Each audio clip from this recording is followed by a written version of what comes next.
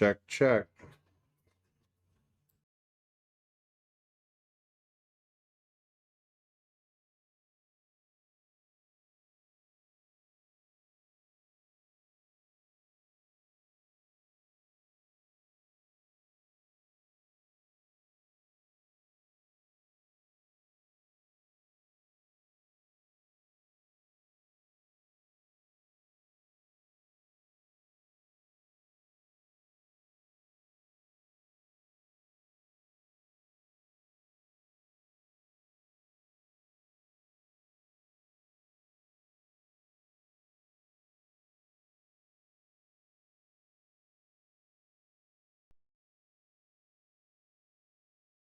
Demetrius Gelatis here with Minnesota Pool Boot Camp. We live in an age with abundant information about pool, but without organization and direction, it doesn't translate into bottom line results. I've been coaching full-time for over 6 years, and I've guided more than 200 students step by step to higher levels of pool. Now I've partnered with Slate Billiard Club to provide online group coaching and make our training available to players everywhere. No travel necessary. Join us online for just $19.95 a month. They'll get access to my Minnesota Pool Boot Camp playbook, covering cue ball, pattern play, mental game, and the common leaks that people have in applying this to get their game to the next level. The best part is I'll be there working with you every step of the way to give you the direction you need to see results right away.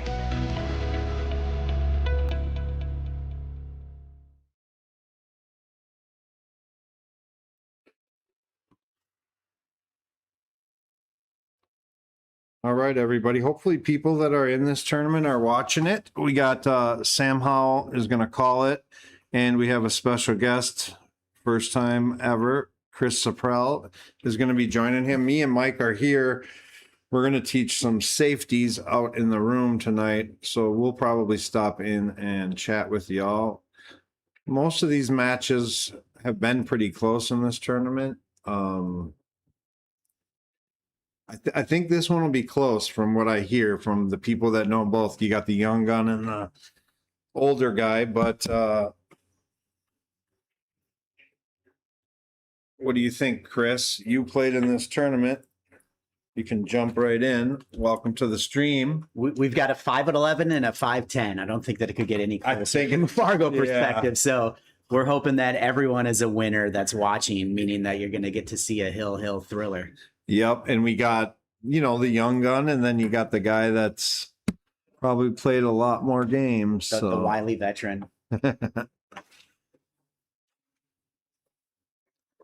We got Sam back. I'm going to go have these guys leg. I'm going to leave the controls with them for a moment. Let us know in the chat that you can hear us. I'm going to go check myself, but if you can't hear us, let us know. Might be mute air. I think we got everything working.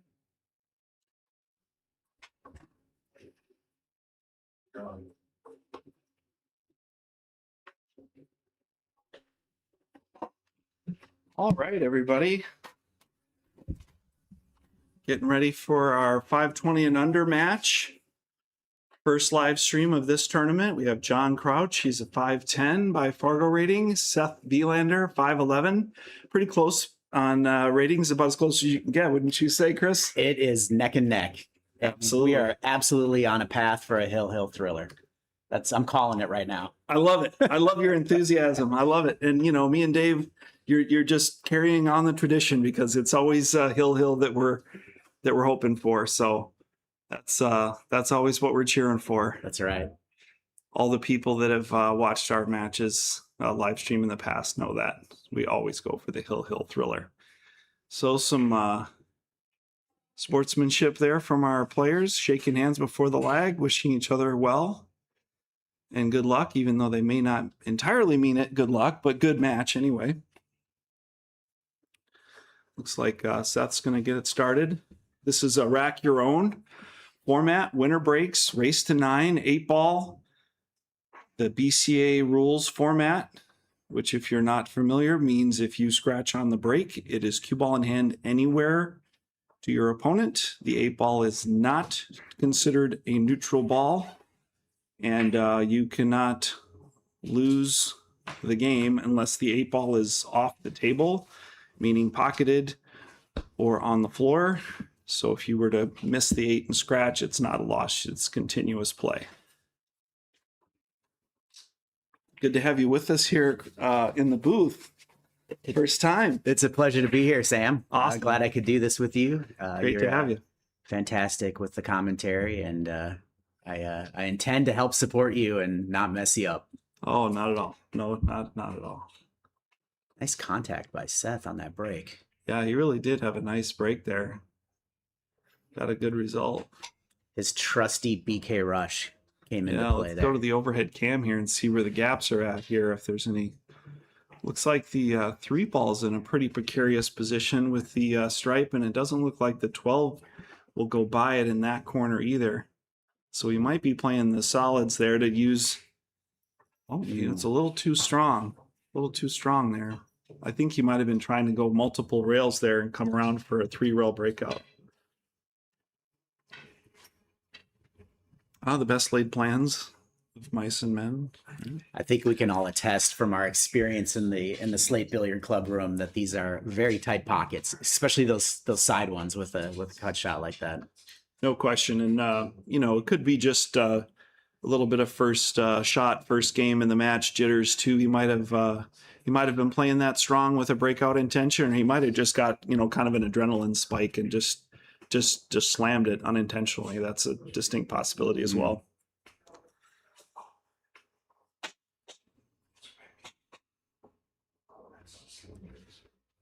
Well, we've had both players miss their opening shot, so this table is still open in the BCA rule format. If you do make a ball in the break, you do continue to play, even if it is the 8 ball, which is not a win, just to highlight that rule for those that may not play that way. But you do have to designate your suit by making a legal shot. Yet to do that. Sorry, that was me. My bad. I apologize, Sam. Dave's got some Greco-Roman wrestling going on in the office here. Just kidding, folks. I'm pretty sure he'd win if he did. But anyway, back to the action here. We're looking at still trying to decide suit here. Chris, what are you looking at here for solids or stripes? We've moved things around a little bit. Obviously, we've got those 4 balls, two of each set that would need to be taken care of. I think he's going to continue on the path of trying to get solids, and he's gain control of that suit. Yeah, I'm definitely looking for some safety play going to come into play here pretty soon, I think. Yeah. Finding the right way to get those 3 and 7 balls freed up. Yeah, in the previous turn, the 7 ball was available and the 3 was tied up. Now they're both tied up, so he's just going to try and redecorate a little and leave him in the jaws there. Let's see how that turned out here. This is good. He's got him nudged up against the rail. Yeah, he's really not having any offensive opportunity. I think he's going to stick him on the 8. Yep, good answer. Good answer there. So I think what John might be stuck with here is trying to just swerve around the 8 if he has to a little bit, and then catch the edge of the 7 and put the cue ball on the end rail there where his hand was. Sam, it's training night at the club tonight on the bar box, and you know what the topic of the training is? Safety play. Perfectly timed. I think these guys are putting the clinic on right now. Perfectly timed. Well, they might have overheard some of the training. No, I'm just kidding. No, that's a great point. That's a great point, Chris. And, folks can take advantage of that. Down here at Slate Billiards Club on Wednesdays, they have the bar table training with Mike, and I think Dave is going to join the fray today as well. So you'll have 2 co-instructors for the bar table training on Wednesday nights here at Slate Billiards Club. And Mike Pankoff has always got some good topics to cover there. And as you alluded to earlier, Chris, safeties is the name of the game tonight, and they'll be going over several scenarios, I'm sure. Well, that last safety paid off, and now we got a chance for Seth to get going here and break free a little bit. Take care of a couple problems.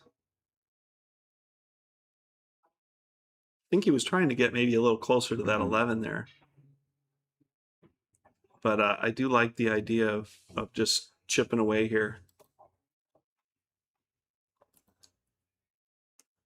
See what John's looking at here.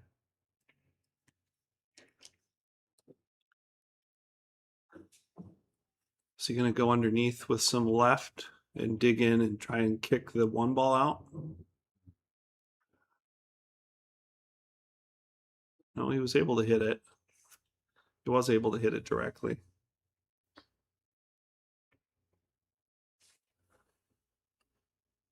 There seemed to be some contrast there, where it's kind of, you know what I mean? The finer edges. It's a nice shot. Great got shot. the breakout as well. I like that. I think he's in a position to attempt a run out here. He's just got to get to that 10, and I'm not entirely sure if it goes, but he's definitely got a few swings that he can try and just rub into it a little bit. I think that's what he's down on that side of the table looking at. Mm-hmm.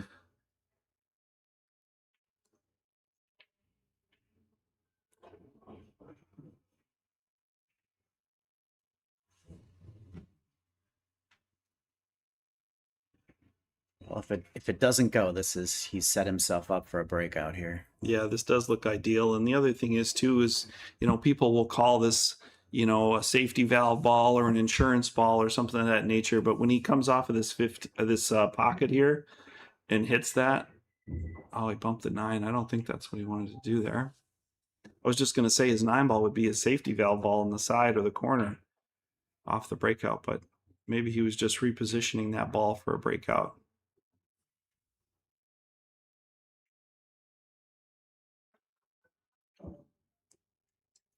The 5 is going to play really big here if he's playing position for the 10 last to the 8. We'll see how he makes that transition here. He doesn't have a lot of angle, but we'll see. Yeah, the 5 is big there too. Yeah. I get a sense of calmness watching him with his stroke. I really like that out of the gate. Yeah, that's a good point. He might be settling in a little sooner than John there. He does have a nice opportunity to jump here. It's not the way he wanted, not the way you draw it up, but it can still work.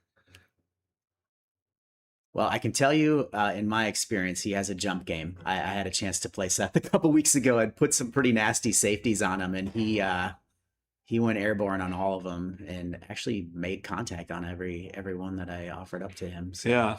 I was expecting to see maybe he'd do the same thing there, but and I know, Chris Sirple, you're speaking from personal experience because you played him earlier. I did in this tournament. In fact, I helped him get to this round.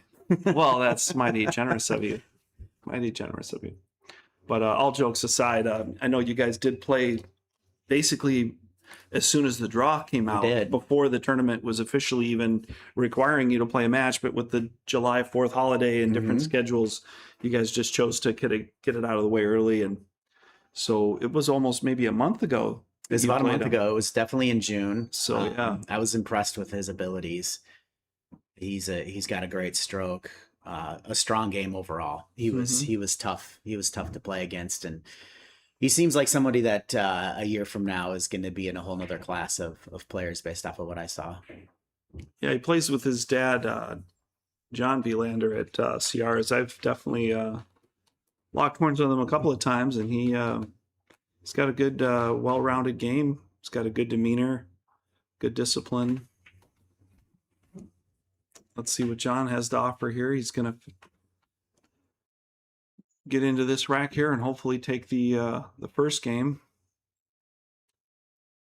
I mean, ball in hand certainly helps. Yeah, and he also knocked the 1 away from the 10. Yep, that was a great play. When he missed. His opponent missed the jump shot. So it's a lot easier when you can get your first game with ball in hand. He did get a little long here and a little thin, so he's going to have to bump the 7 here, I think, towards the hole. Just playing safe. Yep, got the cue ball towards the hole there. Smart shot. Yeah, that was playing the percentages. Absolutely. Which is a hugely important thing. Yeah, I think it's going to be tough here for Seth to hit this ball and control it very well. That's probably about as best you can do is put a ball in front of the pocket and don't leave him a shot at the 3. So I think Seth made the most out of what he had available there. Let's see what John's answer back is here. I think he's gonna go aggressive here. I don't think he's gonna play safe again. I think he's gonna always calling the bank. I would not have seen that shot coming. It's just a little stiff, a little short.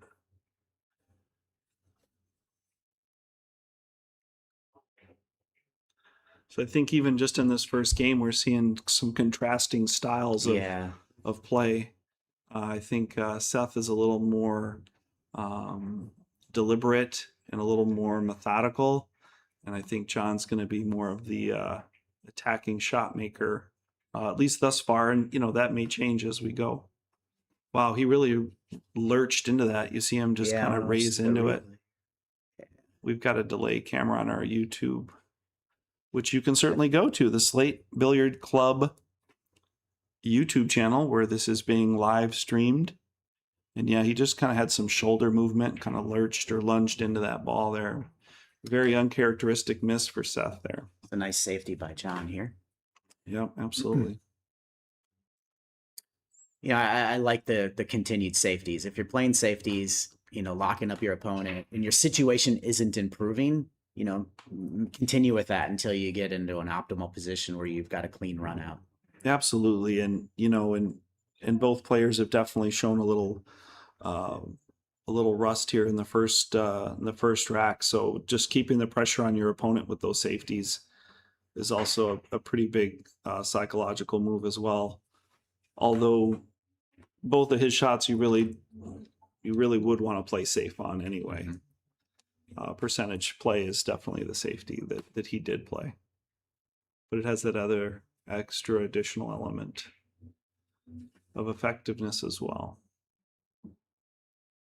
So what do you like here? Do you like playing this 3 and playing safe again?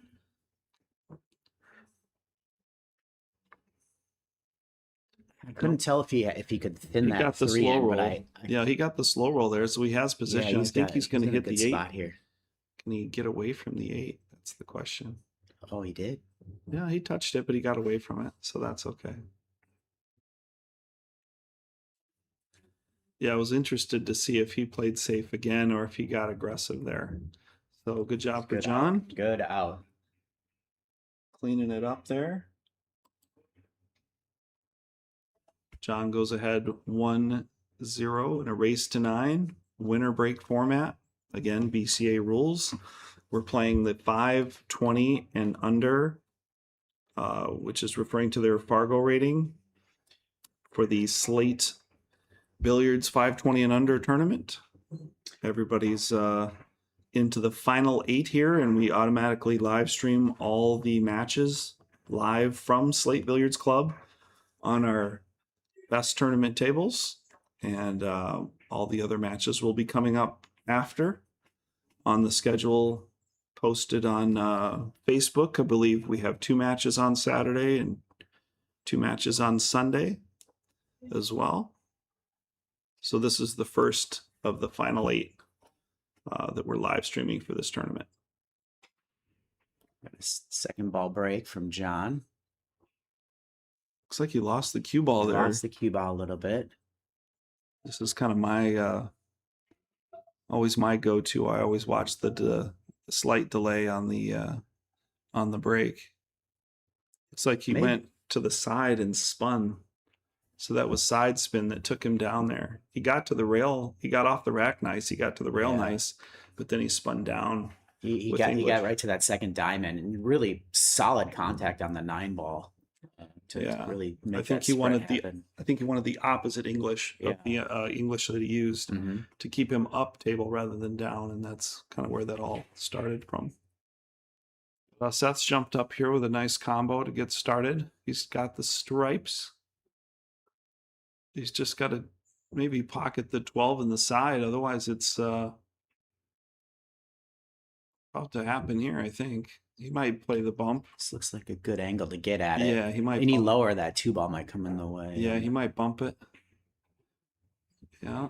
Oh, and he just got really fortunate there. I don't think he was even playing for that, but he got the 9 anyway. Just opened up, which was his second trouble ball. So one way or the other, he's gotten it. I think he just really just accomplished moving the 2-ball back to the rail and then back maybe another ball or two to the right from where it was originally. So he was fortunate to come away with a shot on the 9 there. He can still recover here, though. I think if you just roll this forward and bump the 2 and then just play the 12 on the side. Looks like he has the angle for it. We'll check the overhead cam here.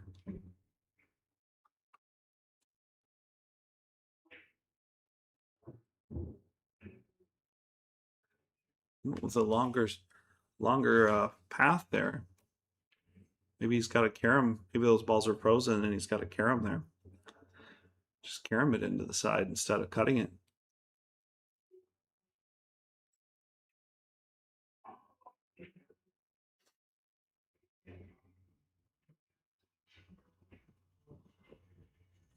Yeah, maybe he just accepted that shot. Right. Oh, just a bit short. I don't think those balls were frozen. That makes a big, won't go on a long soliloquy about that, but that makes a huge difference if those balls are frozen or if they appear to be frozen and they're actually not. How that shot plays and those balls interact. Unintended, but it looks like he got a good 2-way out of this one, though. Yeah, John's can't believe he's got every ball on the table and no shot after Seth has missed that carom shot there, that billiard in the side. Yeah, if there's a 2-inch by 2-inch square on the table, whereas the only place you don't want the cue ball, it landed dead center in the middle of it. I always refer to that as the magic spot. It's like you found the magic spot where you don't have anything to shoot at. So he's playing smart. He's playing deliberate. That's a good play. You know, smart shot. And I did mention earlier that I thought it looked like John might be the aggressor and the shot maker, but it was a small sample, very, very small sample size. It looks like John's embracing his defensive opportunities here. That's no rail. Ball in hand there. Yeah, that's no rail, so that's a foul, and Seth signaled that to his opponent there. So while John studies the table, I'll tell you a little bit about John. He actually just retired this year. Oh, awesome. After being in the IT leadership role. So okay. now he has no excuse for not practicing pool. There you go. Keep him at Slate. Retired. Absolutely. You know a little something about. I do know a little something about him. I also know he's into photography. There you go. It's a pretty cool hobby to have. I always admire people that are into photography. Yeah. I appreciate photography. Passion of his. I like I like the results. So he's been playing pool. There we go. No, that's cool. Great bio on John. It's like he's preparing to embrace his newfound retirement by playing in the Slate Billiards Club tournament. Doing well. Doing well thus far. Think he bounces off the rail here or he stuns this? No, he went forward into it. I like stunning it there. Yeah. Number one, you don't get unfortunate and stuck on the point here, but I think he was pretty straight in there. He could have definitely stunned that if he maybe saw that option or not. I'm not sure. Maybe he had other plans that we had not considered. He's still okay. I think he can see the 6. Yeah, I think he can see either one of those balls here. Yeah, he shot a little too quick for me to get the camera up, but just make sure you get a nice draw stroke here. I was a little unlucky there. That is one of the less desirable places to have a ball, just off the rail and just away from the point on the side pocket. And he's got his bank blocked by the 8 ball. if you're an avid watcher of Friday night CR live streams, that is Mark Weaver's favorite place for a ball to be. Yeah. Especially if you're watching your opponent put it there. Yeah, exactly. Yeah, absolutely. Yeah, that's one of the undesirable spots on the table. Just overcut that one a little bit. Yeah, he might not get lucky though. And No. we're about to be 1-1 here. So John ended up playing a little bit of hockey with that 4-ball, not only once but twice, and it didn't quite make him pay the first time, but it did make him pay the second time, unfortunately. So Seth right back in action here, 1-1. And again, it is a winner break format, race to 9. BCA rules. If you haven't already, please like, subscribe, and share the Slate Billiard Club live stream on all socials, Facebook, or whatever you may have. We're live streaming on the YouTube channel. You can also go into our subscribers and look at the archives for our previous matches and previous tournaments. This is the first live stream match of the 520 and under tournament, and there will be several others coming this weekend, 2 on Saturday and 2 on Sunday, if I believe are correct. And Seth's well on his way here. Shook the rust off, shook a couple of unfortunate shots off, and looks to be full steam ahead.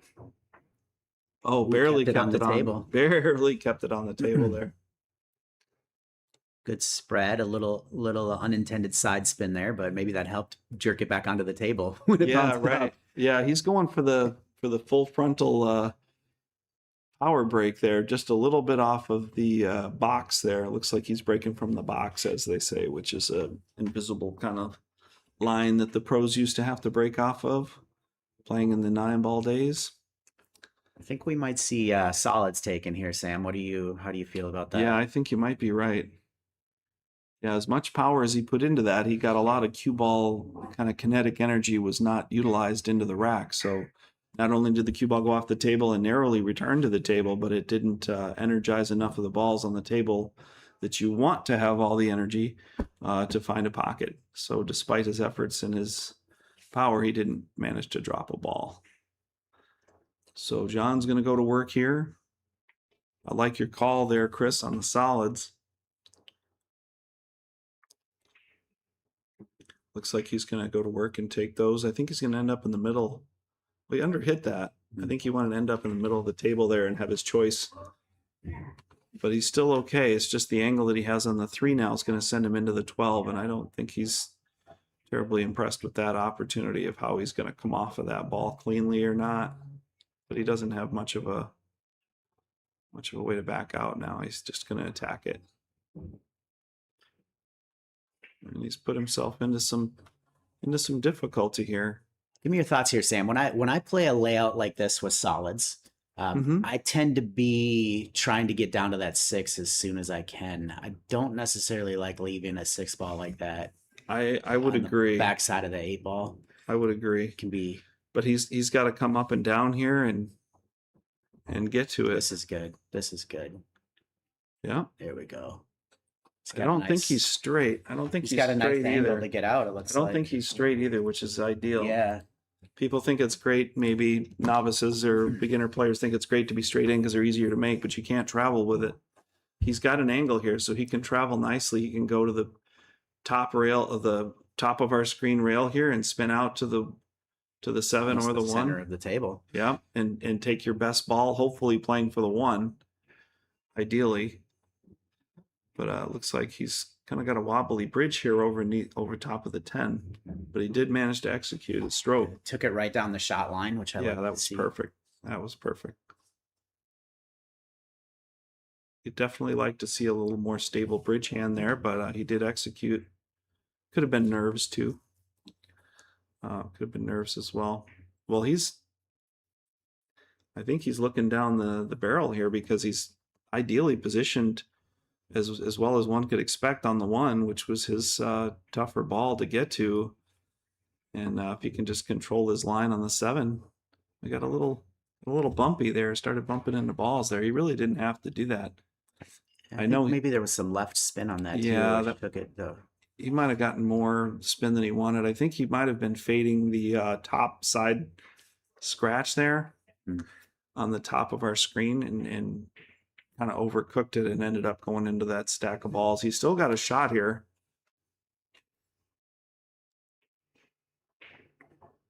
And if he comes out, if he makes this, he could come off the edge of the 8 and come out like smelling. He could come out of the sewer smelling like a rose here, believe it or not.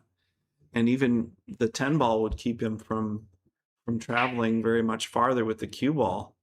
So I think the 8 and the cue ball will stay in the same neighborhood, and he might end up with a relatively straight shot on the 8 if he pockets this 7. Boy, this is really a tester though too, especially this early in the match. He looks a little uncomfortable with that bridge hand. Mm-hmm. It's he's got a masse around the. Yeah, he 15. had to jump it. I wasn't sure if he needed to jump that or not. I guess I didn't quite see that. Yeah, I can see on the other screen there. It looked like he had room. Maybe he didn't. Maybe he's just trying to curve it around, but yeah, he had the jump cue there, I think. Oh, it's the jump cue. Yeah, I can see. Yeah, because he doesn't have his carbon body. fiber on Yeah, his body position there. He was definitely playing the jump shot there. If we were back on the main screen, it would have been maybe a little more telling for his body posture there. But Seth's kind of walked into a gift shop here. Didn't make any balls in the break, left him fairly open, and still ended up getting back to the table for a wide open opportunity here. The balls are ready, as Pankoff says. Yes, they are. Yes, they are.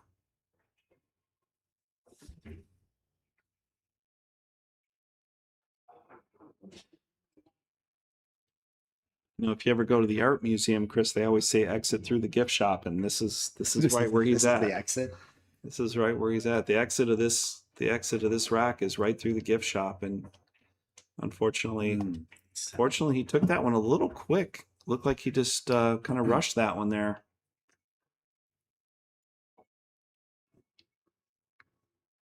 I think John is left a pretty solid opportunity here for John. I think John is flabbergasted to be back at the table, and he's got essentially a dead end shot here. A roll up for the 8. No stroke required. Yeah, that's exactly what he did. Yeah, I think Seth's really going to lament that opportunity there. Hopefully it doesn't cost him too much. But, you know, these are early trading games. wins back and forth. Yes, they are. You know, and these are early games, you know what I mean? I mean, it's easy to you know, be the guy on the couch Tuesday morning quarterbacking or whatever you want to call it and say, I would have made that shot. I would have made this shot. It's like, you guys have to understand, they know they're playing on the live stream table. They know they're playing for real money. They know that they're in the final 8 of the tournament. And, you know, it's also the first couple of games where they're both kind of don't really have their sea legs under them yet. And, you know, they're doing a little stumbling and a little less than their potential, a little less than their known ability. And that'll get shaken off here shortly. And they'll get into playing the game that they're more familiar with and the skill level that they're more familiar with. But in all fairness, I mean, a 520 and under, you're going to see a little bit of those hiccups from time to time, more so than you might in a higher rated player tournament. Another solid second ball break. Looks like he got 2 in. Yeah, it's definitely a stylistic difference here. I personally like the second ball break. Again, he's going with that reverse English. He's trying to go around the bottom of the rack. But if it's working for you, it's working for you. That's one way to go. Only got to make one to keep playing, Chris. That's all that counts. That's all that counts. Yep. Do like stripes here. This is good.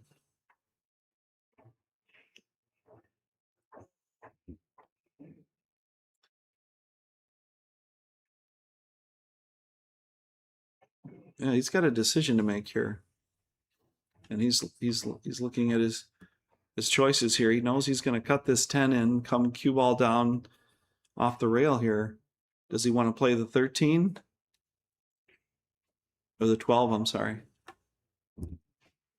They kind of look Looks the like same. he got on the 12. They kind of look the same on that Yeah. on that lighting there. Yeah, I would want to play the 12 as well. He's going to do a combo here. Mm-hmm. Nope. Mm.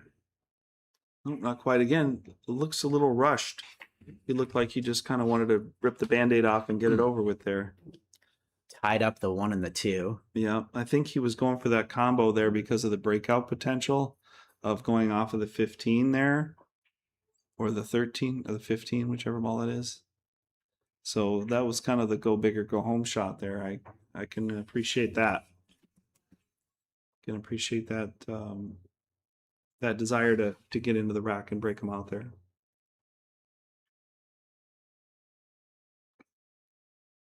You know, but that might be John's, style. That might be the way he plays, his game. I haven't seen him play too much. I think he plays out of shooters. But, that just might be the way he plays. Just kind of line it up and shoot it. And, if that's your style of play, then you should stick with it and dance with the one you came with, as it were.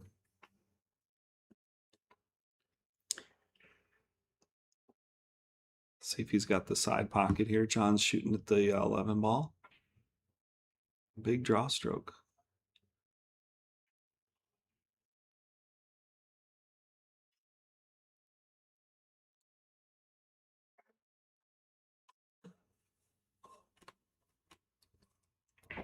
Man, it seems like John may be just a little itchy here, and he's kind of firing at him here. But he was controlled. I mean, he didn't have a lot of body movement or anything there. So when we're looking at the delay here, we're always looking for the culprit of what may have caused a miss or an error. So I think he just didn't quite have it lined up and was maybe more focused on the draw stroke and getting that breakout.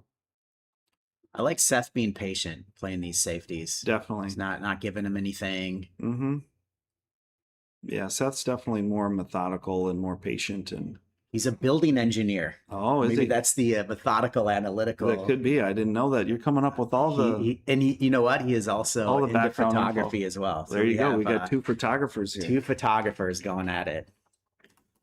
Well, we've got a shootout, one way or another.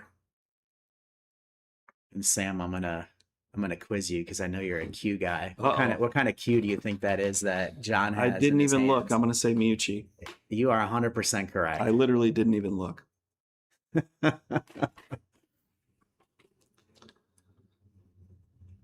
So he's called the combo here. Oh, that was not the ball he called, but he didn't leave. He didn't leave great. He didn't leave a great opportunity for Seth here, but unfortunately he's plugged up his 12 ball. Just kind of rotten luck here that he missed that ball and it came across the table and tied up with the 6. You never would have thought in a million years he'd make the first ball carry him into the side. But I mean, he made the right call there. He absolutely did. Came close too. Yeah, but that's 2 or 3 combos now. I think 2 nice for stroke. Sure. Oh.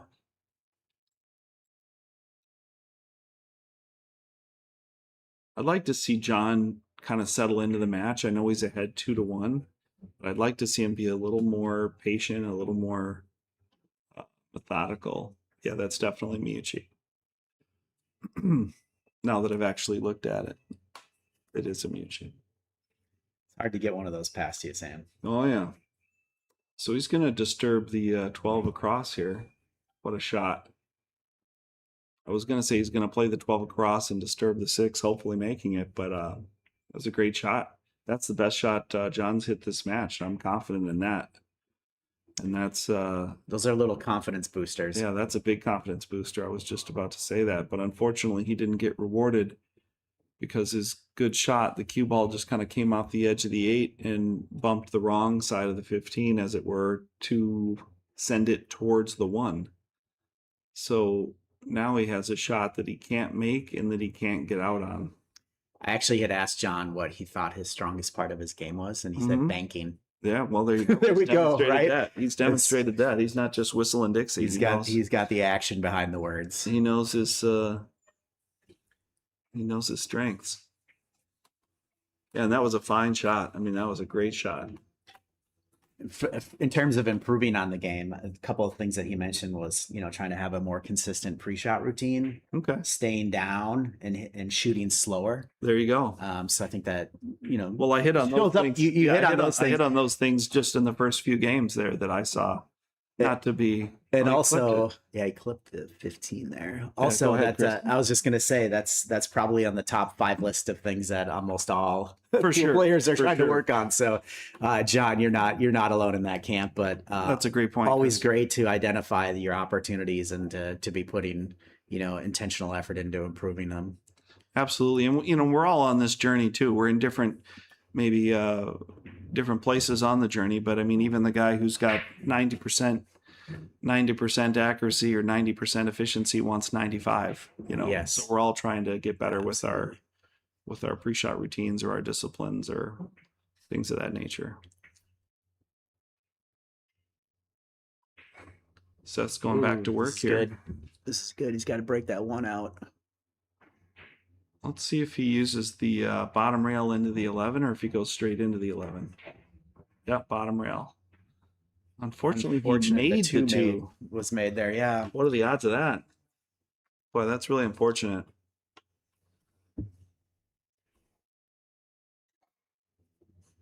Maybe just a little more finesse and a little less power there would have avoided that. But you certainly can't expect anybody to see that coming. No, he went into that shot really quick Yeah. too, right? It may have been worth taking a pause for a moment and seeing Possibly. what could possibly play out here as that shot was made. I just watched the shot on the delay again. It looked like he actually had a smooth stroke on it. He didn't hit it with too much power. So I might even take my words back there. I just think that was just kind of a fluky thing that you just try to hit it your best, and it just didn't work out. That's pool. Pool happened. Good contact. Yeah, left him tough This is there. tough. Yeah, this is tough.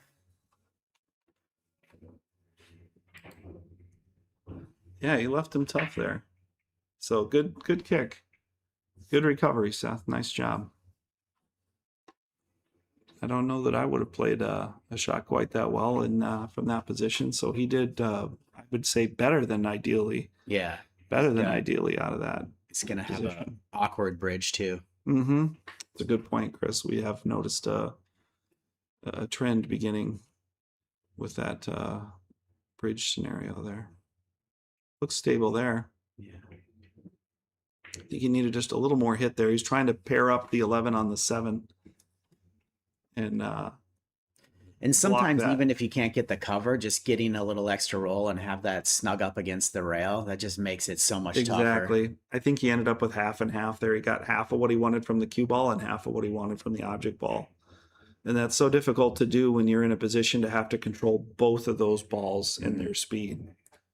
So he had the angle right. It just not quite enough of either one, either the top spin or just the speed of the ball for the 11 ball to pair up with the 7. Once again, Seth's come with a nice shot on the 7 here, and then just caught a little off the rail, off the 8, and ended up behind his ball. Great kick. Seth's really showing some great kicking ability here. That definitely belies his 520 rating.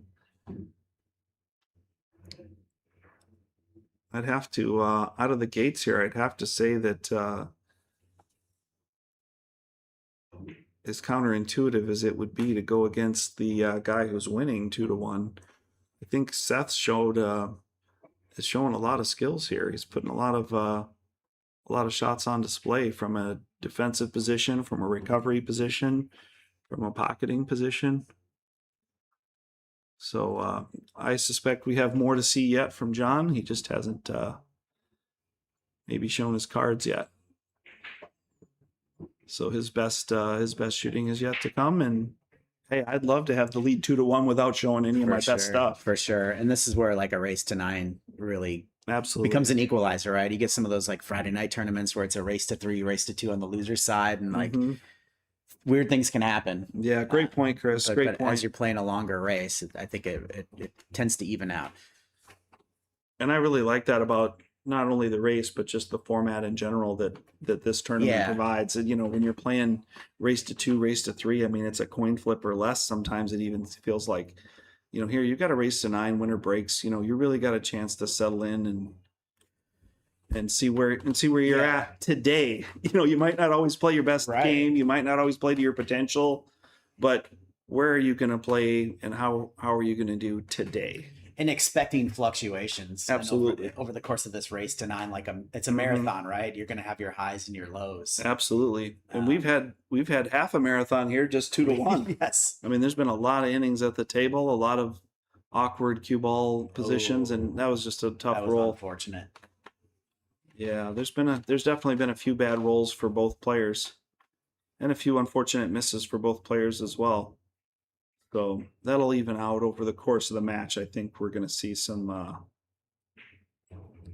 confidence building, and I think the play will definitely start to tighten up here in the next few racks. Nice finish for Seth there. Got a bit lucky, as they both have. I mean, I feel like they both have gotten pretty lucky. I mean, I feel like 2 games for each player could have gone It could either have way. gone either way. I mean, they each had, multiple chances at the table. Absolutely. It could be 4-0 Seth. It could be 4-0 John. It could be 3-1, 2-1, 3-1 the other way, 1-3 the other way.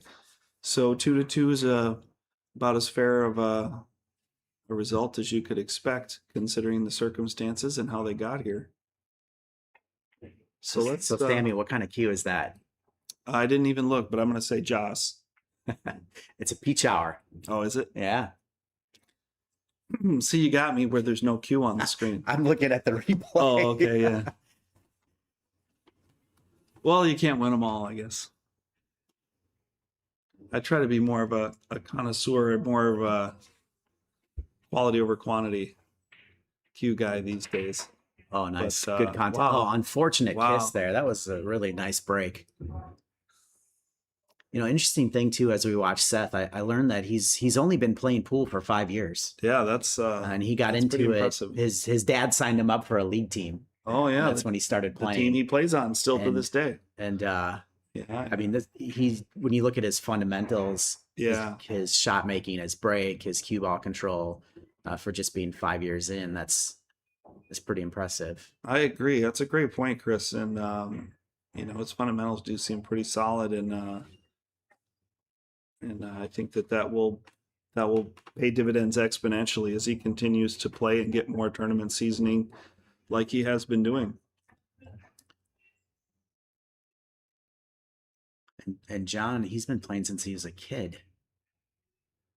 Well, being But an IT leader doesn't give you a took lot of time. Took to a little bit of a practice. break, but got back to it 7 years ago. That's awesome. I know he has kids, so that probably explains why he took a bit of a break. But For sure. he grew up with a 9-footer at home. Yeah. Well, you would know Pretty the awesome demands of an IT leadership position are not forgiving in a family as well. So definitely waiting till retirement to redouble his passions and redouble his efforts into his passions of pool and several other passion projects I'm sure that he has in the wings. So he's got the solids here. I like the choice. He's looking at the cut on the 7 ball, and he's going to disturb balls. So again, he's got a little bit of an awkward bridge here, but he's come away with it. 7 ball is a little tricky. Yeah, he's And really got to be I in a don't nice like- spot here. I don't like disturbing balls, but that might be a moment right there where it's don't give up shape to try to get shape later. Right. You know what I'm saying? Exactly. That's the Buddy Hall expression. Yeah, Don't play so- shape for the shape you already It have. might have just been a light hit on that 7, nudge those stripes off to the side and take that 4 ball down. Yeah. Does he play the 4 ball diagonally there up in the top corner? Let's see if that would have been the shot. Yeah, it looks like that could have Yeah. gone by the. Yeah. Did it go by the 12? I'm not sure. Let's see what he has on offer. Looks like he's going rail first, trying to stretch the angle there. So gonna try to cut the. Is the 10 blocking the 4 there? Is he gonna try to cut the 4 Yeah, and the then hit the 14's blocking the 4. up by the 10? Is he trying to cut it off that? I don't. Yeah, I don't. Yeah, that's a good question. I think he's I don't going to think have it to goes play the there. bank here or play as some sort of a safety.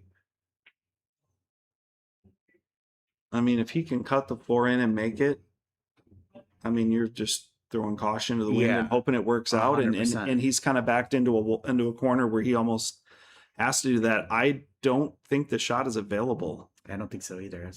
I think he's probably looking at it, but I don't know that that shot's available to make. No, that is not, unless you jumped it. Right.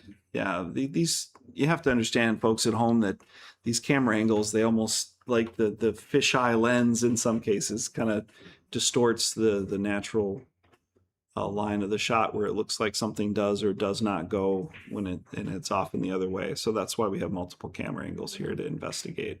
It was a smart shot by John. Don't go desperate. Don't go ham there. Don't go full send, as the kids say. And just, wait for a better opportunity. Just try and limit your opponent's opportunities. Good shot. Yeah, very good shot.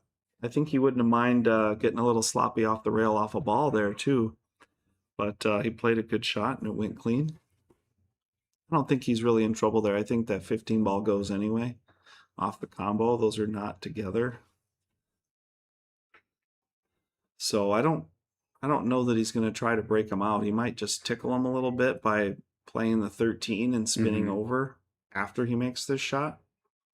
But I don't think he really needs to. I think he can just make them anyway.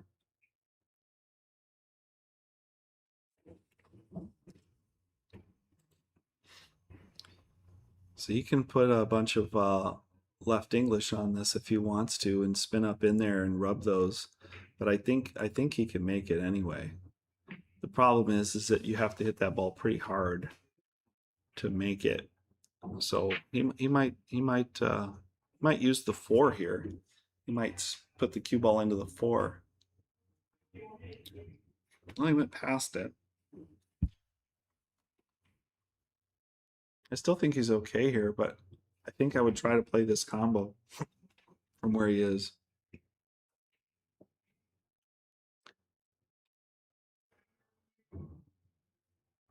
What do you like here, Chris? Yeah, it's so hard to tell with the camera angle, but it does look like that combo is locked. Mm-hmm.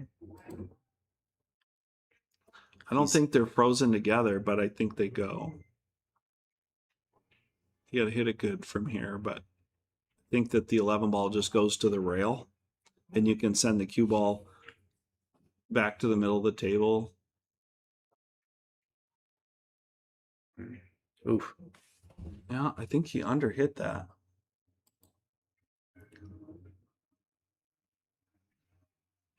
Yeah, I would have tried to go back into the middle of the table there. And that way I could shoot at the 13 if I had to.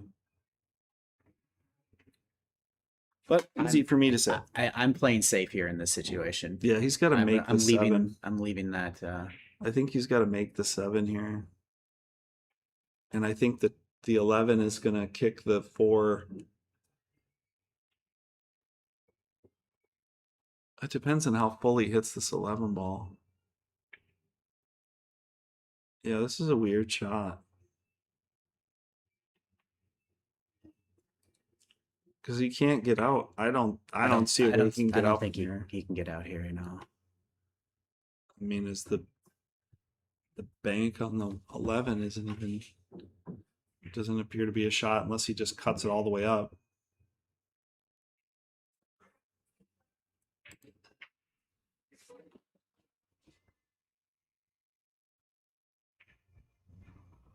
Yeah, I think he needed more speed on that combo and to come out into the middle of the table. Bank this. Oh. Good try. So he shot that very quick too. Yeah. But again, if that's your speed, I mean, I'm definitely a more methodical player, and I'm actually a slower player than I want to be. But by all means, play your own speed. Just play consistently.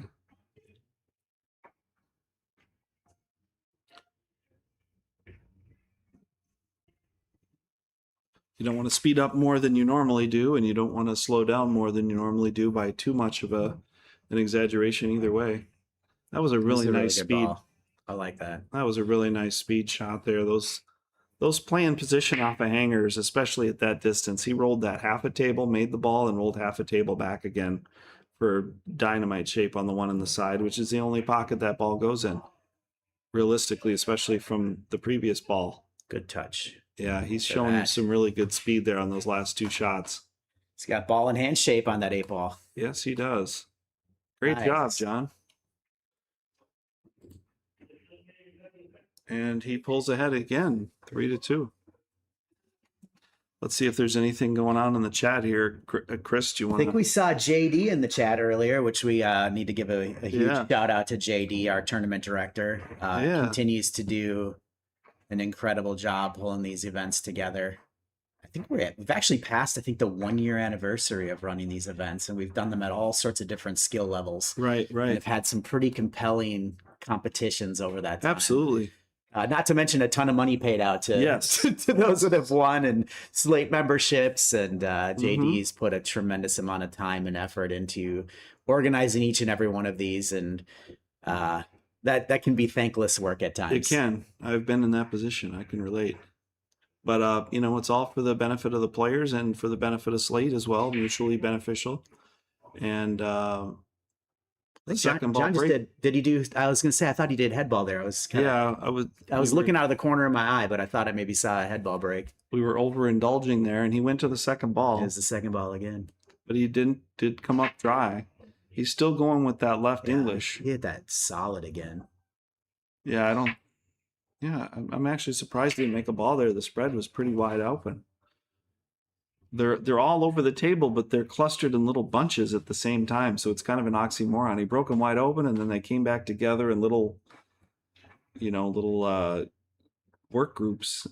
Like Mm-hmm. oh, he didn't want to clip. He Got didn't want to clip got that some on the way work to do back. here to get that 4-ball freed up too. Yeah. I think I'd be looking for a place to duck pretty quick here.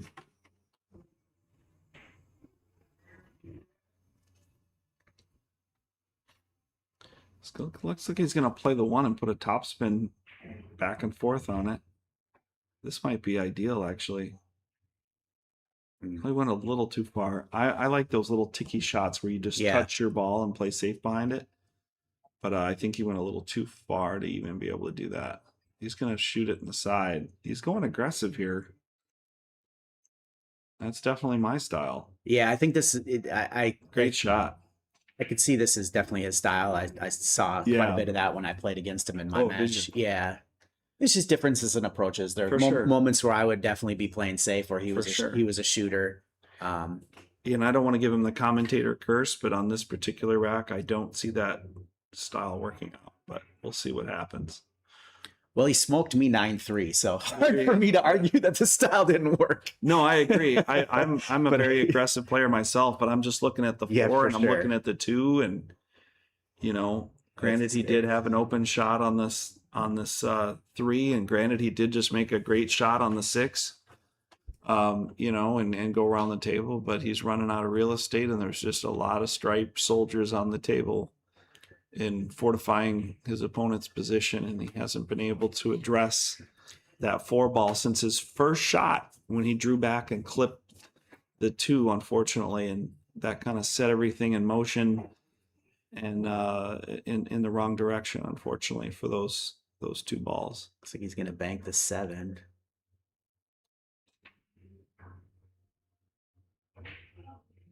Ooh, close. Very close.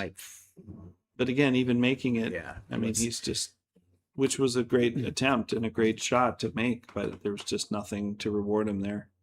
And once you're already down that road so far, like you're, as players say, you're pot committed. You're going basically kamikaze at that point. Yeah. And live by the sword, die by the sword kind of a deal there. But unfortunately, he's given up control of the table to his opponent, which was inevitable, I feel, in that rack. And I mentioned it earlier. I was like, okay, I'm looking for a place to duck. I'm Right. looking for a place to hide. Yeah, And he made 3 more balls he did. after that, And which is half the table. You brought up poker. One of the things I really like about watching poker on TV is when they show the percentages. Oh, yeah. As players get their cards, as the flop happens, and you Absolutely. can see like odds increase and decrease. It'd be really cool to get to a place like that with pool, where when you have a That's situation interesting. like this, where you have a trouble ball, but you keep pocketing things. Right. It would be interesting to see like, The they went diminishing from a return. 40% Yeah. chance of winning to a 32 down to a 15. And then it'd just be, I think that would be beneficial for players to understand that. Yeah, there's definitely the law of diminishing returns there. You have to put a harder and harder, shot making that you have to overcome, and then your cue ball control is diminished. So you're just kind of quicksand. The harder you fight, the deeper you drop. That's right.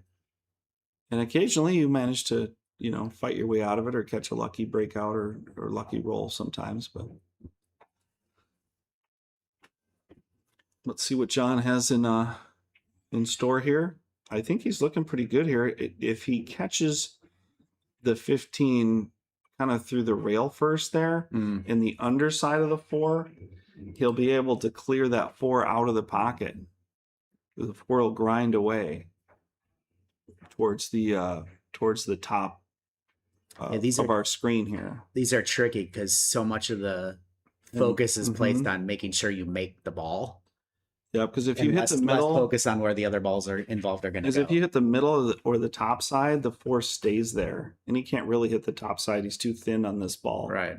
So if he's got to almost kind of go into the rail there, just before the 4, and then that peels the 4 down towards the rail, There we just go. like that. Nicely done. No. Oh, Almost scratched. well, I think he might have had a little bit of right English on that. might be okay here on a rail It does. first shot. Caught him in a scratch there. Yeah, I think he's in a real awkward spot here. Yes, he definitely had low right on that. And that might have helped him get the 15 a little closer to the pocket there, but it also helped him get a little closer to the pocket with a cue ball scratch. He's in an awkward position here, but as you suggested, Chris, and I'll let you take the wheel with that, I think there is a way to get out, and I think even if he does make this shot, I think good things can happen. For sure, yeah. Well, looks like he's going to pass on the rail first opportunity. And he's Gumming up the works. locking up the pocket. That's a good shot too. That's a good shot too. I might have gone a little more kamikaze there and just played the rail with English, and then quite frankly just tried to get lucky on the 12, and I probably would have fallen down on my face there and not gotten out. So good on John there to try and put the pressure back on his opponent, recognizing where he was probably in a losing battle, and try to maintain some sort of modicum of control of the table there as he relinquished his turn.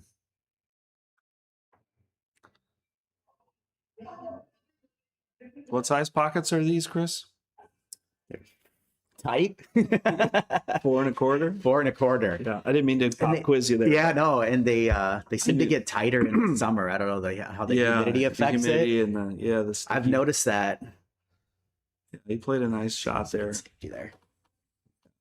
I didn't mean to pop quiz you there. No, but it's I good. thought It's I good. thought you had it on the tip of your tongue. And The Blue Label Pro Cuts. yes, these are the Pro Cut 4 1/4 blue labels, and they do play a little tighter in the summer or after it rains for sure.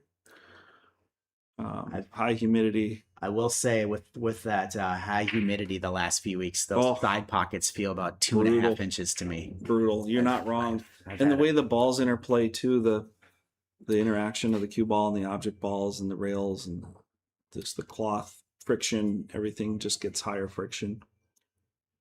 Well, something we should watch as this match continues. I've noticed with the humidity that the head ball break doesn't seem to be as effective. Mm-hmm. And I think because that's sending that second row, if you hit it right, to those side pockets, Mm-hmm. and they're being a little stingy on the side pockets. Whereas that second ball, I feel like you have a higher percentage of making a ball if you hit them solid. So Yeah, that's an that could be interesting to perspective. keep an eye on that. You might be right. I think what you're referring to is the pop and stop break, Yeah, where you're making the second exactly, two the pop balls in the swap. side. And I think what Seth is doing is he was just hammering them. Yeah. So, but I mean, I still think you bring up a valid point. There's a better camera angle here to see what John's looking this is down a the great barrel view. of here. I like this view. I figure we could let our viewers at home in on the inside track here. Only the best here at Slate Billiards Club, Chris. This is a new camera. I think this is for those that haven't been to the club. This is the first view they've seen of the brick wall. It is. It is a new camera. Dave just installed it, and the cable was electrical taped around the window frame that is right behind where John is standing, which is where we are on the other side of that window, but they cannot hear us. But should they need a referee, they can tap on the glass and we'll come out and adjudicate. I don't think they'll need one in this situation. I was just pointing that out, that occasionally that does come up where a rule could be clarified or a hit could be watched.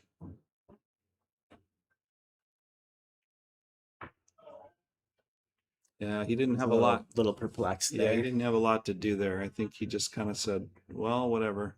I think he might have been trying to hit that ball square and draw back and make the 4 and just leave the cue ball in the pocket there. I think that's what his idea It was. was a really nice cue ball by Seth there. Yeah, great shot. You're right. Yeah, he just didn't follow through, I think, on that. And and you got to get your cue stick out of the way so you don't foul too. So I can appreciate that. I can appreciate the situation John was in there. And that's the situation Seth put him in, Right. to be fair. Confident shot there. So- This is good. I think we're back to 3-3. Well, that Hill call out that you did before they started is looking pretty prime right now, Chris. I'm glad I didn't get my wallet involved in that decision. Nostradamus, Chris. Yes, that's right. That's right. So, John's played valiantly and he's played well. It just seems like Seth is just kind of making some moves and kind of just getting the better of it from time to time. Let's see if that momentum starts to build or if John can maintain the lead. I don't know that Seth's ever had the lead. I don't think so. Because I think John won the very first game, Yeah. if I remember correctly. I could be mistaken. Let's watch that 14-3 here as he does his pop squat break. Yeah, great point. if But he's he's actually breaking on the box there, so he's just hammering him. He's just trying to make a ball any which way but loose. I got the 2 in. He made it different. He Made a made stripe different in. balls He on the did. sides. He But did, that yeah. is a great point that you brought up, I think, for people at home to watch. But with his cue ball position, he was breaking was from the edge coming of the at an box, angle. which again is an invisible line, which we don't have, stenciled in here, but on the pro tables they used to stencil that in. So he's just basically going for a power break there. One of the things I do on that pop squat break is, if you see me play, I always put the 2 ball and the 10 ball in that Mhm. second row. So you can kind Because of they capture my attention and then I can watch where they're going. Are they coming up short of the side pocket? Are they going too Mhm. long? I was told by one of the leaders that it's a little bright, so I'm just gonna adjust the contrast and the. one little thing here. I don't know if you caught that, Dave O'Keefe, but Chris Cipral was just admitting to pattern racking in the 8-ball breaks. It's fine. I do the same thing, Chris. I'm just giving you the business. Love it. But you do want to know what those 2 balls are, and you can track Yeah, them you can track them that way. and see if This is you're a really good coming shot high here. or coming low. Yeah, that was a great execution there. And he had to worry about fouling with those 2 balls there, impeding his bridge and possibly his stroke, and he played a nice little slow speed There's- shot there. I think he's running out here. I sense a strong confidence coming from him with those last 2 shots. Mm-hmm. He's got a good pattern set up here. I do like Seth's demeanor. You can't really tell if he's winning or losing. He kind of walks around the table the same Yeah. way. When John was discussing his thoughts with you earlier, and he was talking about his pre-shot routine, that he wanted to improve on that. I mean, I think Seth is putting on a pretty good example of a very Mhm. consistent very effective pre-shot routine. Great cue ball here. Good touch on that. Thanks for the touch up on the contrast and brightness there, Dave. So I think he's going side pocket here. I like upper left corner pocket. It looks more inviting to me. He's Now thinking about it. now he changed Yeah. it up. And those side pockets get so tight. Yeah, I'm with you all the way on the corner. And they seem to close up a little when it's the 8-ball that you're on. He's got to watch the. This is a good shot. He just Rubbed it in.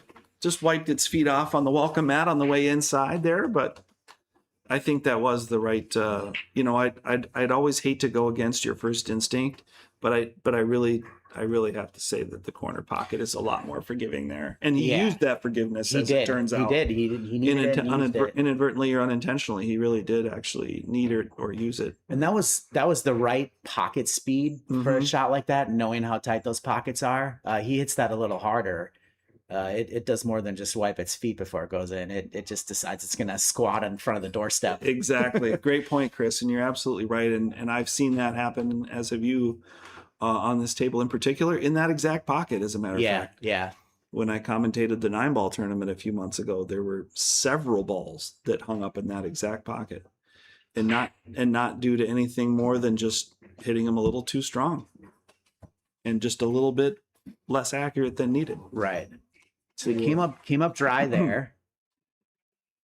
And he's not losing the cue ball. It's making contact with some of the object balls flying around. He's had a few unfortunate kisses there. That one almost sent him in the drink. But Seth's going for power. I mean, he's definitely not hitting 100% of his full power ability, but he's going for the smash and grab. He's trying to blast them and make a ball that way.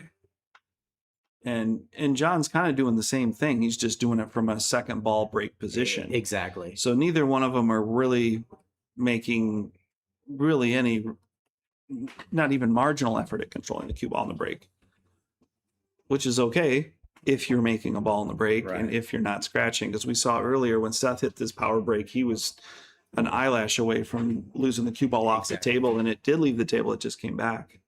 And, John also had a second ball break that had hung in the corner pocket and almost scratched. And speaking of hanging in the pocket, that 6-ball was hanging around for a minute, as we earlier discussed that exact pocket, but it did manage to massage its way in. Now, can you tell, does that 7 pass the 15 there? I think that's the 14. It's the 14? Mm-hmm. Oh, yeah, it is the 14. Sorry. No problem. I do it all the time. I'm going to say no.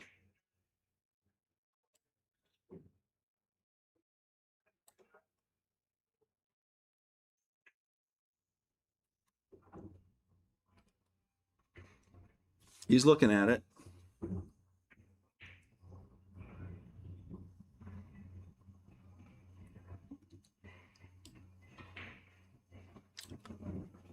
If it doesn't, I would be thinking about playing a safety. Yeah, looks like he called the... Yeah, I'm not sure if he was playing the carom 3 off the 7 there. Yeah, that's a hyper aggressive shot.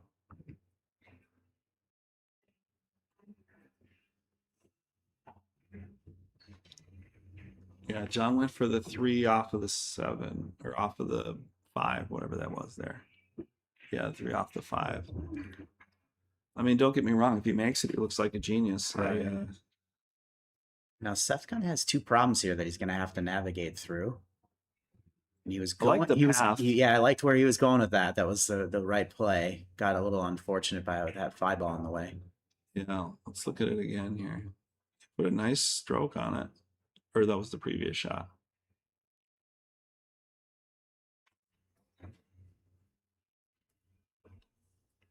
Yeah, he just caught that. That could have worked out beautifully if he'd have just missed that 5. He's going to duck here. He got a double kiss on the 14, so we did leave the 5 open. But I see Seth grinding this out. I don't see him sweating the details. I don't see him sweating the scores. I don't see him sweating the unfortunate rolls here or there, or a miss here or there. I see him steady Eddie, slow and steady here, and that's what he's demonstrated this third of the match here. Oh. That's unfortunate. Looked like he had an opportunity there, but he had to work the one breakout into the three. There's a couple things there, but I'm sure he'd love to have that shot back. Nice shot, Seth. It looked like he just was never lined up. I don't think John was actually in alignment with the shot. He didn't do anything with his cueing. He just shot it straight, and shooting it straight wasn't where the ball and the pocket were connected. That was a tough ball there with the 9 that Seth did. Yeah, he walked it down the rail. Sometimes the point gets in the way as you cross over Absolutely. the side pocket. You got to hit that shot pretty pure. Absolutely, I agree. In the old days, we used to call that walking the dog. Yeah. Just walking the dog down the rail there. Well, looking at the replay, he kind of favored the left side of the pocket, which was the right move because it cleared out from that point. Yeah. And as you were saying, for somebody who's only been playing for 5 years, I think he's put a lot more quality in than quantity. Yeah, it's impressive. And, that's really shown up for him here. And that's what I was saying earlier. I genuinely believe a year from now he'll be in a different class of Fargo rating. I think you're right. He's got the game for it. Well, he keeps playing at CRs, so he's playing the best players in the tri-state area, that he could be playing. So that'll keep his Fargo rate low if he keeps playing those players. But then again, once he starts beating them or catching a game here or there, pardon me, his Fargo rate's going to climb as well. Slow down. Yeah, he got a little rushed, and I think he got a little topspin on that. Now he's in no man's land here. I think he's going to have to pull out the jump cue. Let's see. Yeah, that's unfortunate. I mean, he was on a path to get great shape for that ball. Yeah, he was. The other aspect of it is this is another game where the trouble ball, if you will, is saved. Rears its ugly head at the very end. At the end, yeah. Yeah. So he had a nice draw stroke prior to that, and he just ended up on the rail. And so since cue ball was froze on the rail, he didn't have any other option other than to hit with top. And I think that's just was the inevitable result there. It just wasn't going to be very easy to hold that ball in. And he had a thinner cut too. It's not like you can just hit the ball fuller and slow the cue ball down. Yeah. He kind of had to slice and dice it there, which just leaves too much energy and topspin additionally on the cue ball because he was froze to the rail. He couldn't control that. Yeah, I think he needed a little bit of a different angle so he could use the one as a backstop. Mm-hmm. I mean, he made really good contact though. Yeah, I mean, he hit that prevent the ball. He hit that on the thin side where it's almost like he was trying to make it there, which I'm sure he called it. But I mean, hitting it on the thin side, it keeps it in the neighborhood of the pocket. So if he does get another chance at the table, you would expect that the 11 ball would stay put there.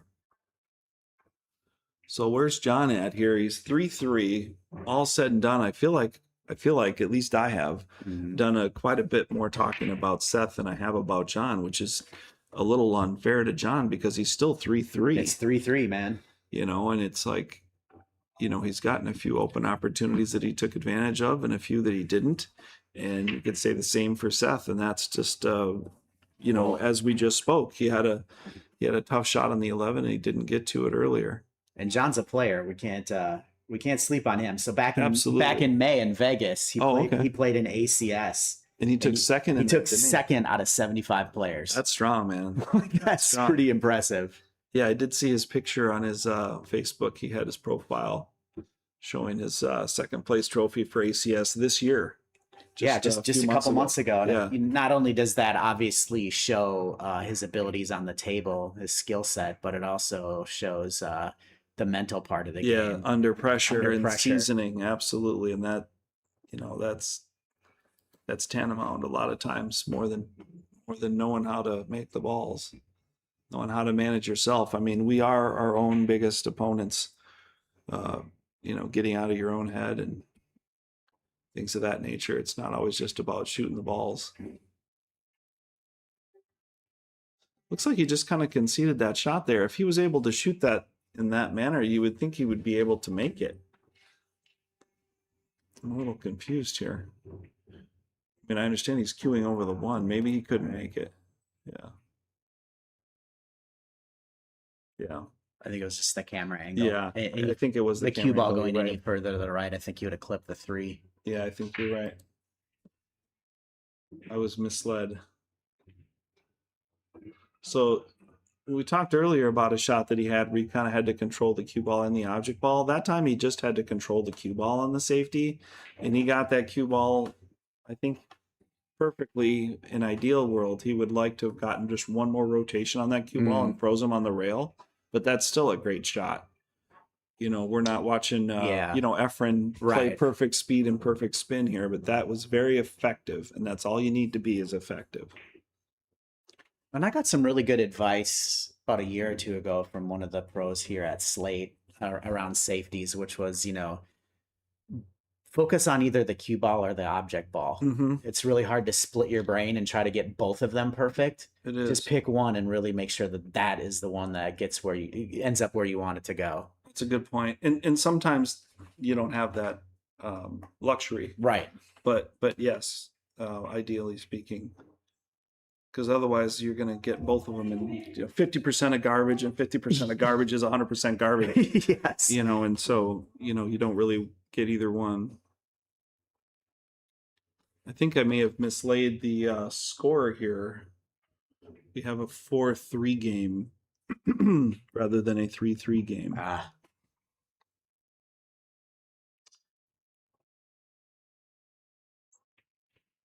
So I will correct that momentarily.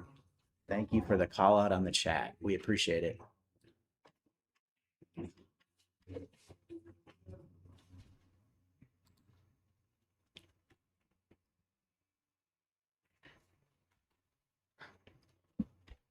Yeah, we have to have somebody keep us in line. Dave's only one man after all, a mere mortal. Oh no. That's unfortunate. The Pro Cut Diamond was letting its presence be known. Yeah, and I feel like he did have some movement there. I think he was hitting that on a stronger shot. He needed some power into that one, and good cue ball speed here. Just kind of got away from on the rail a little bit, but I think he'll manage through that. Yeah, I think Seth will make this Take your ball. time, stay down on it. He steps into his stance, all business. There we go. Yeah. He's on a roll. Do we have the camera that has the player's scorecard on there? It doesn't appear that we do have that in view.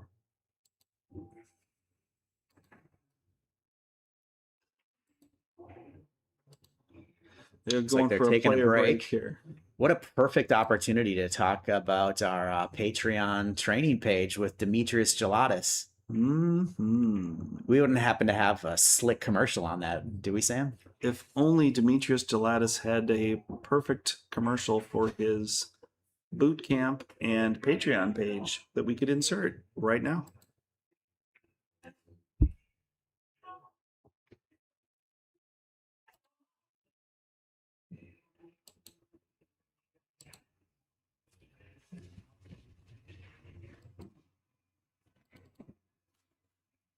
Maybe not. We'll try to grab Dave real quick.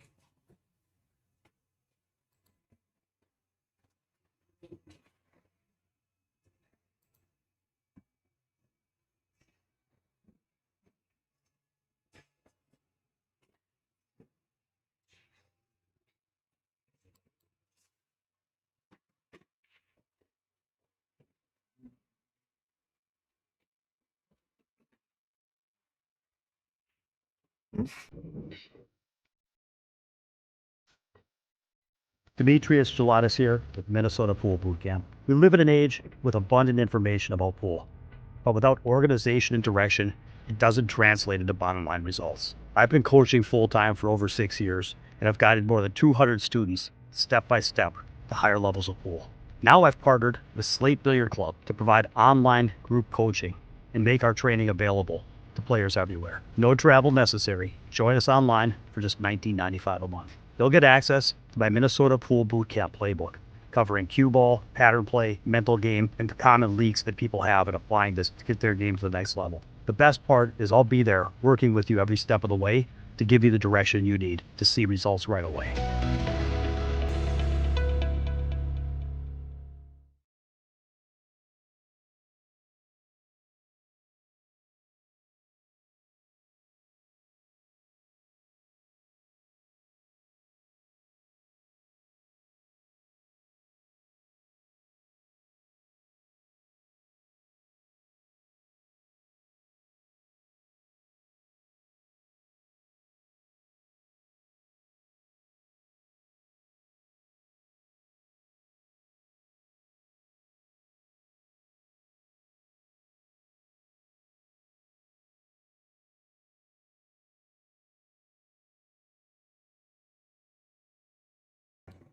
All right, we are just waiting for, I think Seth is the younger one, right?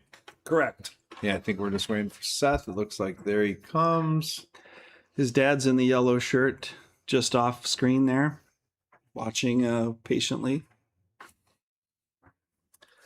And the score should be right now at 5-3, Seth up.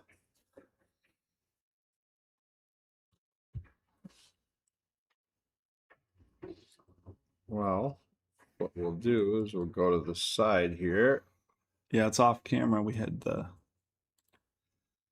scoreboard is not being. There we go. It's definitely 3-5. Mm-hmm. I didn't want to start messing with those No, kind I, of buttons. I appreciate you not pushing all the buttons, Sam. Because then I can't remember the sequence of all the buttons that I did push to unpush them. I mean, I know it's hard to believe, but you're here for your charming personality. Hey, I mean, you know, that's it. That's all you got to Yeah, do. If you bring that, you're done. It's that's over. what I tell. That's what I tell my girlfriend. She laughs when I say that too. It's got charisma. That was a pretty good break by the kid, man. Yeah, Seth's going back to work here. He's trying to expand the lead. Did Seth win that little safety battle with that stripe down on the end rail there? Mm-hmm. That last game or whatever? I was. He did manage to get back to the table. John missed, unfortunately. Missed opportunity.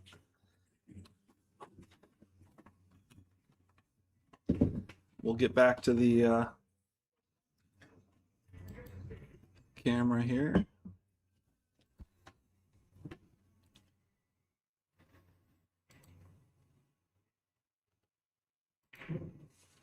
Let's see where he's working with here. Or what he's working with, rather. Tricky 5-ball. Mm-hmm. I don't think the 6 clears the 9 either.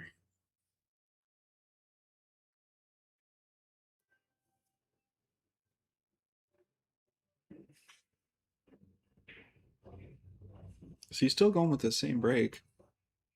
He's hitting him harder. He's hitting him harder than he did before. That might be a result of hitting him and not making the previous earlier breaks that he was hitting hard, or it could be his confidence is going and he's ramping up. The adrenaline boost. Mm-hmm. Let's see how he solves for those 5-ball.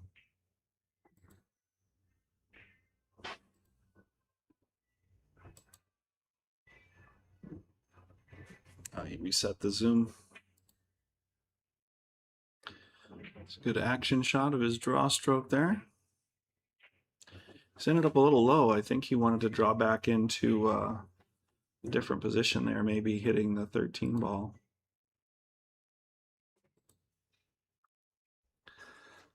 Now he's got to play a pretty tough ball here. He's got to play the 6 up in the corner and miss the 8, or just break him out. Wow. He did just miss What the a 8. shot. Yeah, that was a great shot. He's got another great shot he's going to have to play here. I think he's going to have to bank this.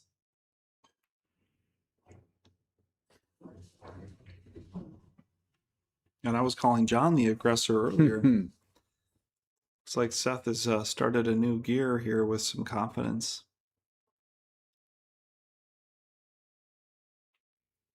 As I said, he had to play the bank. Drains it.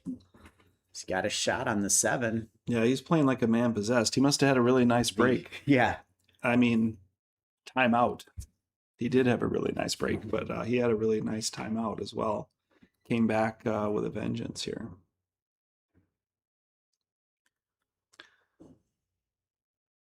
I mean, he's got to be pretty close to the rail here, and he needs draw. So he's got to elevate his cue to get the draw, come away by the 15 there, and make a high quality shot down the table distance. So if he makes this shot, he deserves to win, because he's already made a couple of shots that you could say he's earned the win. Yeah, and you But, got to be going for that corner pocket just to yeah. get more of an angle for the cue ball. And Yeah, it's a You're- tough shot. But I mean, if he makes it, if he makes it with a draw stroke, he gets straight in on the 8. So, Right. And again, once again, he's pot committed. He's gone too far. Mm-hmm. He's just got to blast out and try to win. So this John just needs to stay in his game and Exactly. not worry about what Seth is doing. this is a great opportunity for John. I agree. Yeah. Yeah, just have confidence and be calm and one shot at a time here.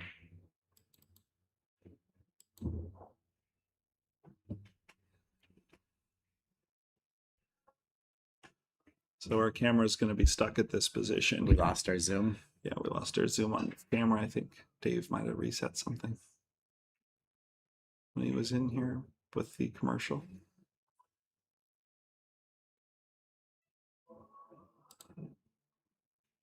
So let's see here.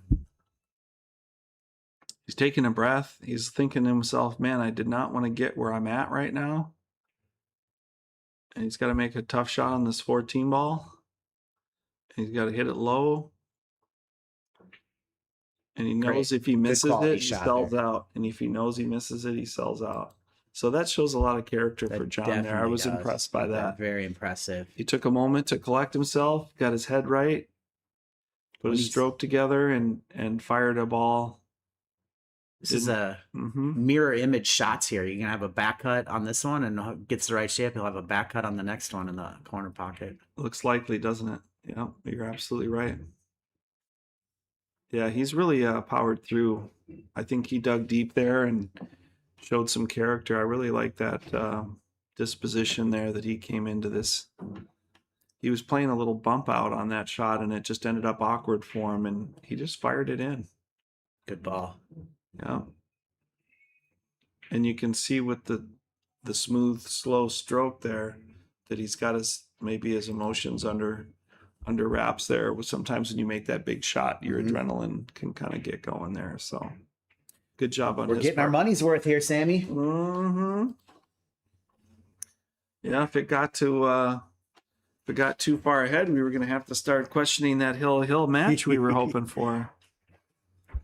But John made a nice comeback there. 5-4. Just in time. I mean, you don't want to go down 6-3 with your opponent breaking, that's for sure. Starts to get a little tight. It's only 3 games away with winter breaks, so that was none too soon for John to come up with a victory there. And I think Seth might have started to feel the finish line and feel his confidence there, and he just came up one shot short, and he made several great shots in a row. He really did. Oh, that's a great break. What a time for it. He was pocketing them cleanly too. Absolutely, yeah. That the banks, the quality shots he was making, just, that's why it's an 8-ball tournament, not a 6-ball tournament. That's right. Or 7-ball tournament. So been caught there myself on many occasions, admittedly. So let's try to get that overhead view. Yeah, let's see what John's looking at here.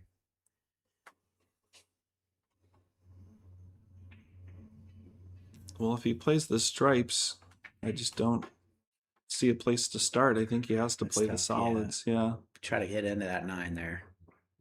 That's pretty good. See if he gets any reward for it. Unfortunately, he's got to shoot another good shot, but I think recovering from a breakout, he's actually shooting at open balls here. If he can press through this shot and stay in line, I think he's got a really good chance to run out. It does look that way. Sometimes when you just get that first breakout, you just end up kind of awkward, and then you end up going against the grain and trying to swim up a waterfall. And that's kind of what Seth had the last rack. Is he was kind of trying to swim up a waterfall, trying to get out, and he just kept firing them, but he just came up one too short. Just overcut that 7 and gave up the opportunity. Our trainer on the Patreon page, Demetrius Gelatis, often talks about, you're walking on 3 things, right? A sidewalk, a balance beam, or a high wire. Yeah, that's a great point. Sometimes when you're out of line like that, it's a high wire act. And you don't recover. Yeah, it's hard to recover. You just go back from high wire shot to high wire shot. Exactly. You never get back to the sidewalk. And then you're walking the plank. And when you see, especially some of the wonderful top ranked players we have in the state of Minnesota, when they're running an 8-ball rack, a break and run scenario, it's all sidewalk. It's just simple little stop shots, very little cue ball movement. Look at how easy that is. I could do that. Yeah, exactly. Until you realize that you How can't. incredibly tough it is. Exactly. But it's something we all aspire to do, and For sure. that's why we practice the game we love. Seth's going to play through the 6 here on the 11. He didn't get there. Just missed it.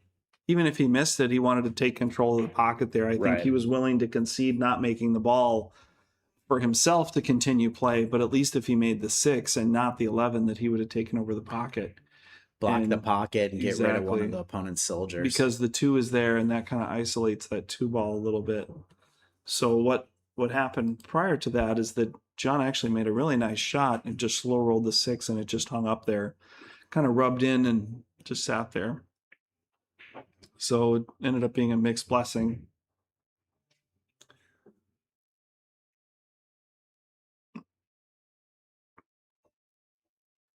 So I think John was sitting in a position, had he made that 6 ball earlier, that he had an opportunity to get out. But this opportunity is actually much better positioned. Feels more real. Look out, cue ball. No, don't do it to him. Stop. Oh, Just in time. See, they listen sometimes. They do listen When I'm not sometimes. playing, they listen. That's right. When I am playing, they don't listen. Little air brakes there. Attempt at comedy relief on my part, but it did work. Got the combo here. And he made Wow, them and he both. made the. Yeah, that was That's fortunate. pretty awesome. That was fortunate, and and he deserves some good fortune. Certainly, they've both had their fair share and then some of misfortune. Certainly, even at this point, midway through the match. I saved that 1 ball for my key ball. Yeah, to the 8, I might agree with you there. It's got to be careful not to hit the 2 ball here. There you go. Put a little Nice. check Put a little on it. left spin on it. That was Yeah, nice. check that short with I like the that a lot. inside. Yeah, that was a smart play. So now he's drifting towards the 13 ball here.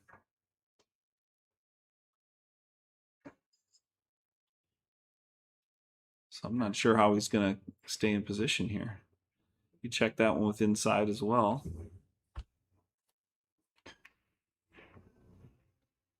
I didn't mean to say he wasn't going to Yeah. stay in position. I just which way he was going to attack it. Now, Sam, are you letting your stroke out here and going back and forth, trying to go between the 2 stripes, or what are you?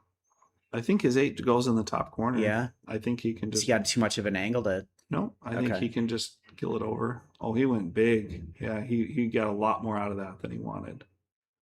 He got a lot more out of that than he wanted. And he's looking at potential scratch here as well. Yeah, this is tough. Mm-hmm.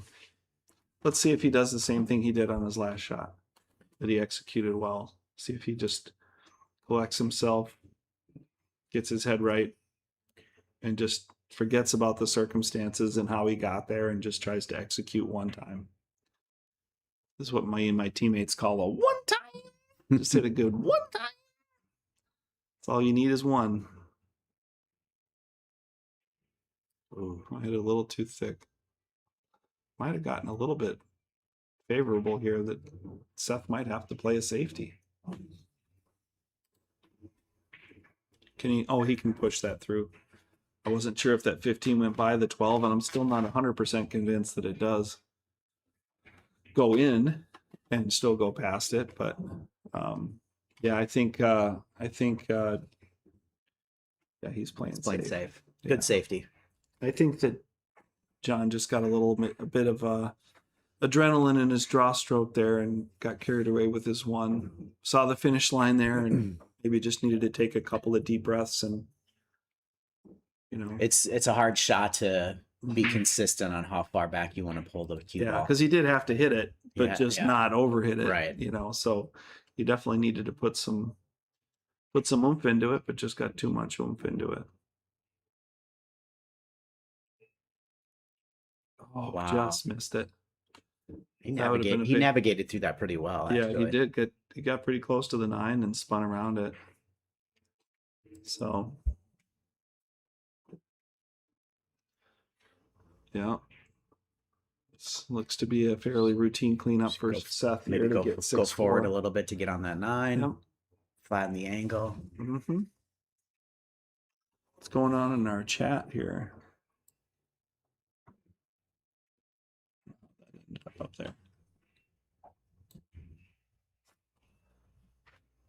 We got a question in the chat. Where is this at? This is at Slate Billiard Club in St. Paul, Minnesota, in the heart of the Twin Cities. Can you get that out of there? Move that back up again. I'm not sure how to do it. Yep, Seth cleaned up there. There we go. Yep, thanks. Can we do it again or no? Oh no, that's good. Yeah, this one right there. Yep. That's as good as it's gonna get. Perfect. Thank you, Chris. Because you're on that side, so you can see it. Enough of our chatter here. Seth is pulled ahead 6-4. So here's a little fun fact on Seth. Just recently, Minnesota women's professional player Kennedy Mayman had a razz going for an all house and table. Oh yeah. Guess who was the winner? Seth won it. Seth won it. Awesome.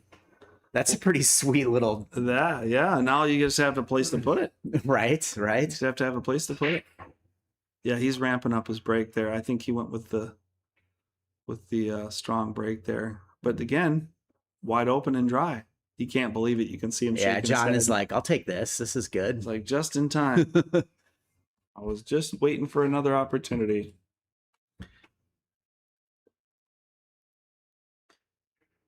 He's kind of shaking his head too because he doesn't have the opportunity that he would hope for. He's kind of limited in his exposure here.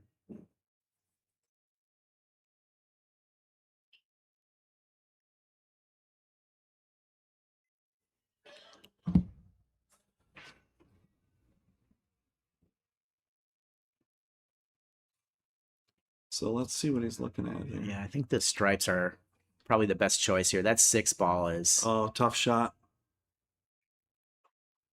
Yeah, he was kind of in an awkward position off the break there. I think he was lamenting his limited shot selection was pretty much the 10 or nothing. Right. Yeah, that 6 is not a fun ball to deal with in this situation. Mm-hmm. See how it looks from over here.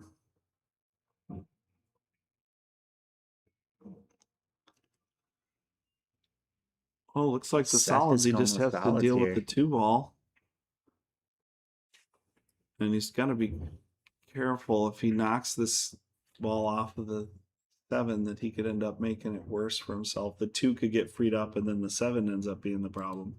Here I go again. I was saying 6. I was looking at the 7, but getting my color confused. So this is going to be a weird shot. There we go. Yeah. Like I said, one of those balls is going to get free and then the other one's is going to be worse of a problem. But, you kind of had to swing at it too. Yeah. I'm not faulting him for playing in that way. No, for sure. You're trying to clean it up, but, you just kind of hope it turns out better than that. That's all. But hope and don't make it happen.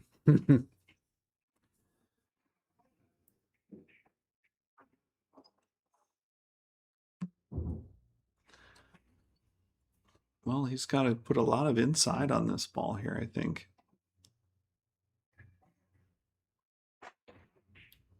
Yeah, he's come across. He's missed the scratch. He's missed the stack, but he's behind it.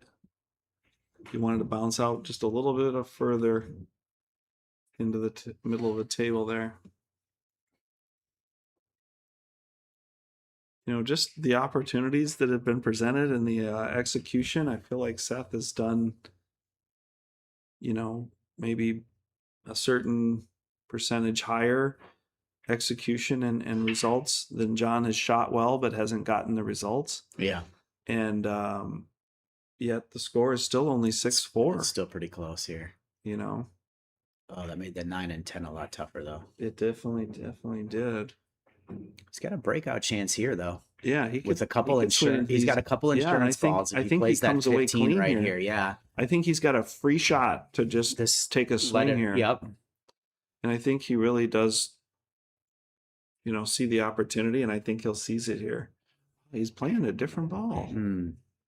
I think that was the moment he played the wrong ball. Yeah, there. that was the moment to hit that 15 and break into that stack there. I think he missed an opportunity there, and he may get another one to do something similar. But I really do feel that when you have more balls on the table, again, like you alluded to, you have more safety Yeah. valve or insurance balls to bail you out of a, what's left over after you make a breakout can be Right. somewhat chaotic, and you want to have as many targets as you can to recover. So All he's right, got so he his, can thin back cut that 15, yeah, smash that's, into that 2. That's a tough. I know, That's a I don't tough like one. this 14 ball either. Yeah, that's another that's another story to deal with too. Yeah. I think I'd be looking for somewhere to hide right now. And I play aggressive. I think I would clip the bottom right of the 14 and I would go underneath the rail and underneath the 8 ball. Yeah. I like that idea. And I'm not a conservative player by any means, but I think he missed the opportunity to play that 15 breakout and he could have got away free there. Bank shot. He almost made a great shot and he kind of got away with it too. I'm not sure that 4 goes cleanly. It might go. But I mean, I don't blame him for shooting the bank there. Mhm. I mean, if you're aggressive, you can play the bank there, but you're still not out. But you still got work to do. You know, I didn't think that went cleanly or at all. So I don't think he was really putting a whole lot of faith in making that ball himself. I think he Well, was just laying it up for John here. hard to tell totally with the camera, but it looks like John can cut that 10 in very thinly and push the 9 Mm-hmm. 9 and 2 away. Even if he played a carom, Yeah. I think this is what I call a splat ball. You just smack them and get away from it. There we And go. that's what he did. Smacked them and got away from it. So you don't get trapped into that little Mhm. cage there that those balls can present. Fine shot by John. Good execution there. Now he just has to stay clean with his cue ball here and execute. Nice. Good use of the end rail there. Yeah, absolutely. Some people try to, always shorten everything up and Right. try and keep it tight, Get which perfect. is great if you can do that. But I think in this 520 and under, you're not going to see as many people be successful with that type of strategy. And sometimes it's best to just send it loose and come back again.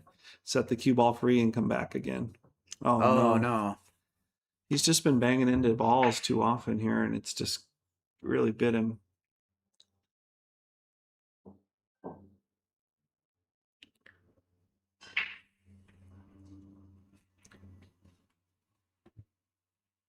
Well, oftentimes for me, Sam, the unforced errors are the are the storyline for my game. No doubt, no doubt. That was really just an unfortunate kind of unforced error there.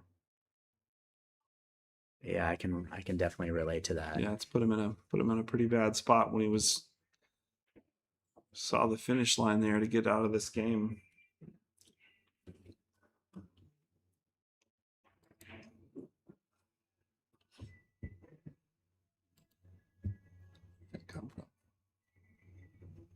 Let's see if he's got something in mind here. We'll get a better view here. It looks like he's calling the kick. He's got the jump cue out. Or the jump, I'm sorry. Jump bank. Oh, wow, he wow. almost caromed off that He 7. just about got away with it. Looks like we lost our main camera view here. Yeah, that was. We just wanted to show off our exposed ceiling. Yes, at Slate yes. Billiard Club. The industrial we're look. quite proud of that. Yes, yes. It is a beautiful facility It here is. in a wonderful old turn of the century building, and I don't mean turn of the 20th century, the 19th century. It's a historic building from It the is. 1800s. It is. Exposed brick and timber. Yeah, there's some trees that don't grow that big anymore to make That's the lumber very that true. this building was built That's with. very true. So it looks like Seth is Jeez, back to Seth work is here. quick to work here. Yeah. Yeah, he's looking a little That's smoother. That's a nice That was shot. a great shot. Good control. 7-4. Yeah, and unfortunately, John's going to lament that opportunity that he had there, and it's unfortunate that he got caught there. And Go ahead. Yeah, I was just gonna say, looking at the chat again. Again, we're at Slate Billiard Club. This is our 520 Fargo and under tournament. 32 players. It is a pretty high buy-in at $265. So each of those 32 players made a pretty big investment into their game to be part of this event, which is awesome. Mm-hmm. We're getting down to the final 16. Final 8. Final 8. I'm sorry. All of those matches are going to be live streamed, and this is the first of those matches. So we'll have matches continue as we go on. So again, the next match is Saturday at 11 a.m. Sunday at 3 p.m. So we're roaring to go here as we walk into the weekend. Yeah. And that 265 entry just means bigger payouts. Bigger payouts, cash, prizes, Apparel and membership to Slate Billiard Club. So yeah, Saturday at 7 o'clock, 11 a.m. Sunday, and 3 p.m. Sunday are the next live stream matches that will be showing. Thank you for correcting that, Sam. Yep.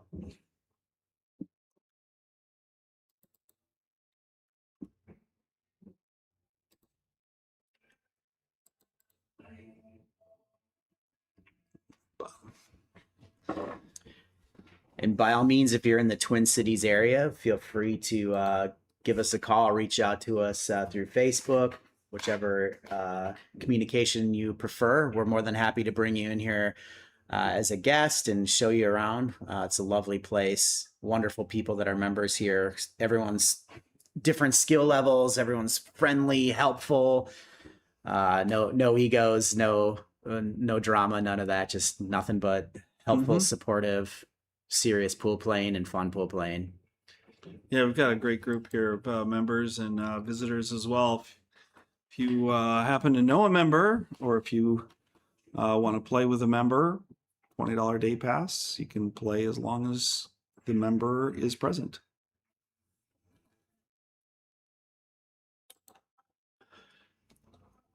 Also, you can reach out to Dave or Mike Pinkoff.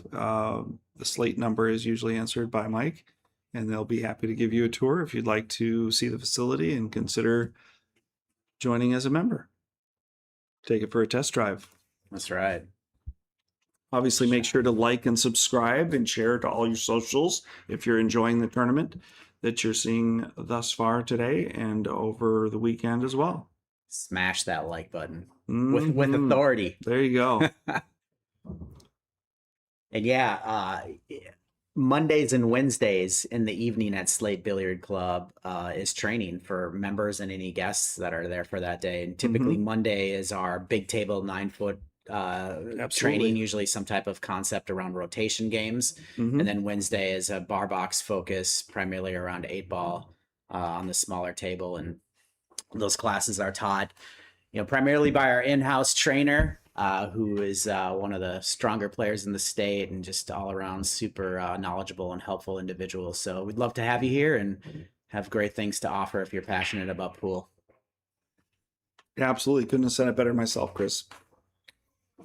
So Seth is feeling in command here. He's sizing up the 5-ball, trying to figure out how to get shape on that 3. Oh. Went a little too far.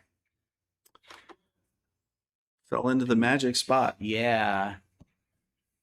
Look at that at the replay. I think he maybe inadvertently put the wrong spin to have it go left.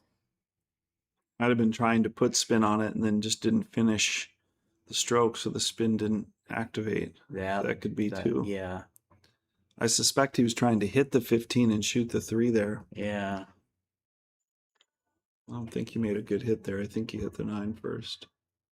And then if you don't have much of an angle with your cue ball coming in on the rail, the spin's not going to activate as much. That's true.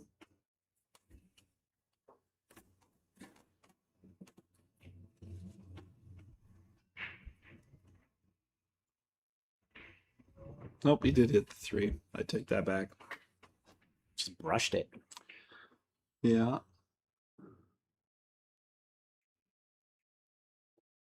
All right. Fortunately, we lost one of our cameras, so we're kind of sticking with the side view and the overhead view. That's the beauty of live streaming and live broadcasting. Is Sometimes we have to rely on our wits. Yeah, I think John's just feeling. I've been in this situation before. Yeah. When the lead starts to widen and you get a little tight, a little tense. Yeah. You put a lot of pressure on yourself to start making something happen, and you fall out of your normal rhythm. There you go. It can But happen he's on given- both sides. Yeah, of it the can happen score on sheet. both sides. But he's given John some opportunity here, so it'd be nice to Yeah. see. If I'm John, I take a deep breath or two. Absolutely. Don't rush the shot and just get something going. And if you can make this run happen, Yeah. you're only 2 games out. Absolutely. And the nice thing about that is he can forget the shot that he just dogged because his opponent just dogged it. Right. And so it's almost like neither one of them ever happened. Yeah, And exactly. you can just get right back in the driver's seat like nothing, Cancels each other out. catch It's a just little like- amnesia and then just go on about your business. Yeah, it's like if you have a Diet Coke and a slice of pizza, it just cancels the calories. There out. you- Hey, if you can make that work, let me know. I'd be more than happy. But there is a certain psychology to that. Right. I understand what you're saying. I'll have 2 large Big Macs, 2 large fries, Hot Pocket, and a Diet Coke. Diet Coke, extra Exactly. large, 64 ounces, It's please. a Diet Coke, so everything's cool. Good times. That's hilarious. I love it, Chris. All right, let's see what John's got. He's got a little bit of a thin there shot here, Yeah. but he's going to be I'm okay. gonna- He's just got to trust the table and roll it in here and trust his strokes. Speed shot. I'm Mhm. envisioning Dr. Dave with the peace sign. Just Yeah. to see the path of that cue ball. Yeah. And I put some spin on it, which is Yeah, going I to make get it come that. off that rail Yeah, fast. I get that a little strong.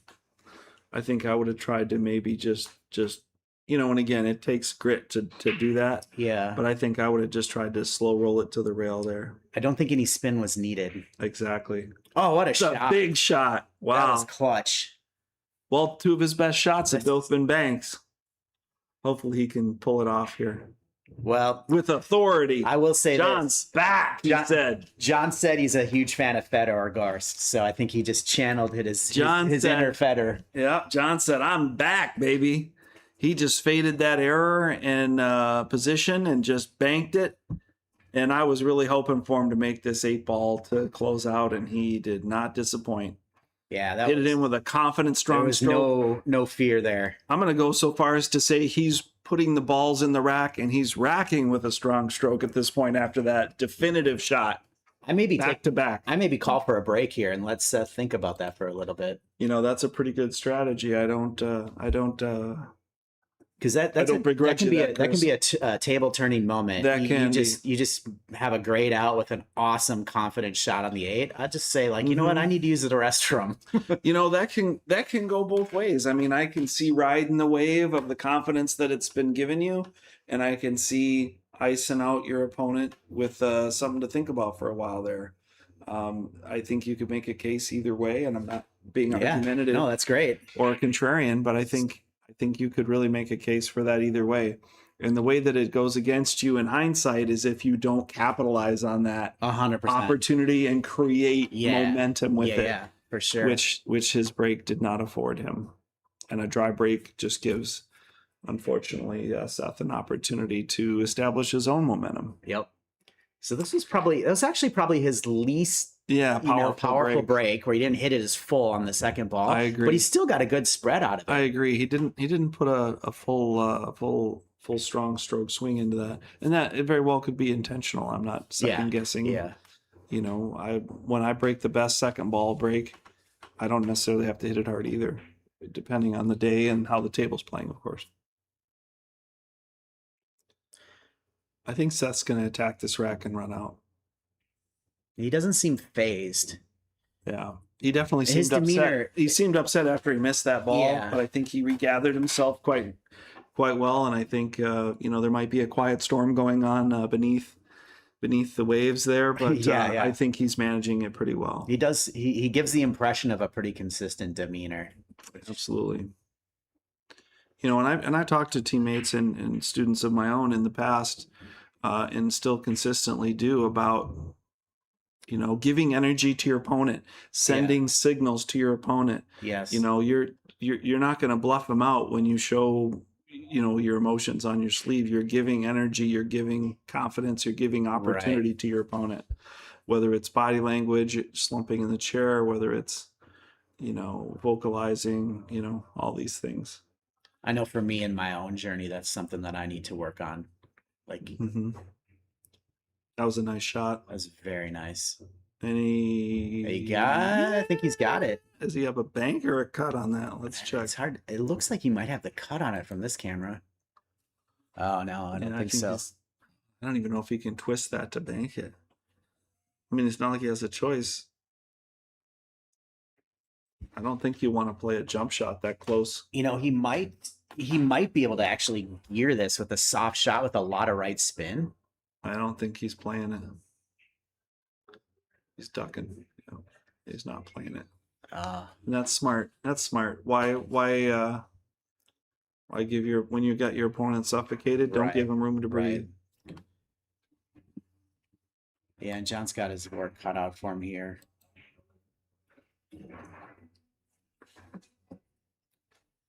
With the 14 and the 12 tied up there. Yeah, nice Came with shot. it. Man, this guy can 3 bang. banks.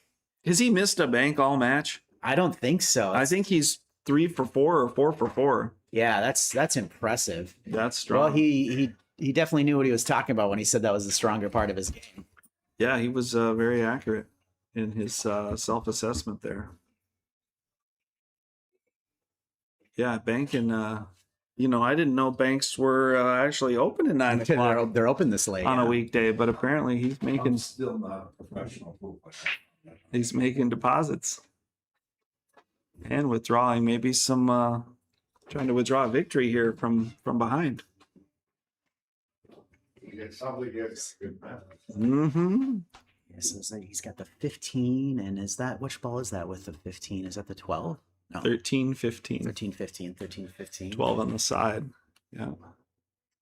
Made a nice little cut shot, and he traveled real smoothly. That was a nice little finesse stroke to get over for the 9, but unfortunately, I think he's just too straight to really travel very well. He might just have to take a shot on the 11. I would look for a place to hide here. I would agree. not make any more balls. He made a great stroke. He made a nice shot. He got more travel out of it than I thought he would get. If he can make this combo here, I think that 13 is going to go towards the 7. Yeah. And it might be an unfortunate tie up there with the 1 kind of taking up a lot of real estate there. The phrase "the 1 ball plays big" here, it just kind of curtails a lot of entry points. All right. Honestly, that's probably the that's best thing fine. that could have happened. Yeah, he's fine there. And I hope John does walk away from the table not feeling like he missed a ball there. As I recall, Seth missed a couple of combinations and John missed a couple of combinations. Yeah. I don't know that either one of them have made a combination. Off the top of my head, I can't recall. A couple of attempts by both players. And I don't know that they've made maybe 1 successful combination out of 5 shots, let's say. Those aren't official statistics. But we know John hasn't missed a bank. I'm pretty sure of that. He might have missed 1. That was a good attempt. Yeah, he's taken over the pocket. And there's still space, it looks like, on that left side. Mm-hmm. If that 15 wasn't there, or if you had ball in hand, you could definitely make the 13 off the 1. But that's not the position that he's in right now. He doesn't have that kind of flexibility. Might give us a better outlook.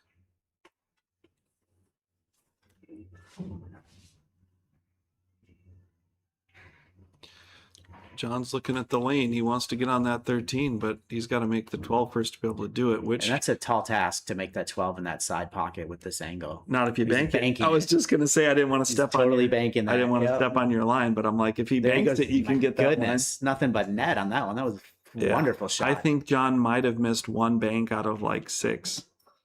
And I think between the two of them making combinations, they might have made 1 out of 6. Just rough numbers, government accounting math there, but this could work out really well for John. And those banks seem just a so little off. casual. You know what I'm saying? Like Yeah, he's confident. you don't see any evidence of He knows parallel his make. shifting Yeah, and- he just dials it in. yeah. He's on. It's very instinctive to him. I think he might have gone a little too far and couldn't hit enough of that 12 ball to make it. That's my impression here. Yeah, he just went a little too far with his cue ball there when he made that bank, which was a tremendous shot. That was great. And especially considering the implications of your opponent being on 7, that's a pretty strong bank. It's unfortunate he couldn't capitalize there. This would be an impressive out if Seth were able to pull it off. Mm-hmm. And it looks like he's going to.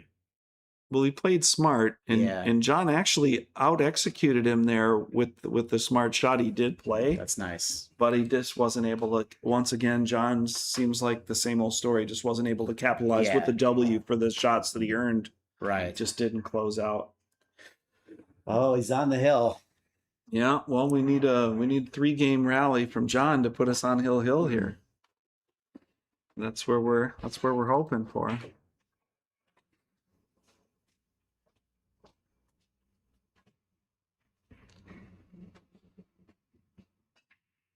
Let's see if Seth breaks from the box or if he just hammers it. Yeah, John's like, I could have made that shot off the 1, but I just didn't have enough of it. My cue ball traveled a little too far forward when I made that snap bank.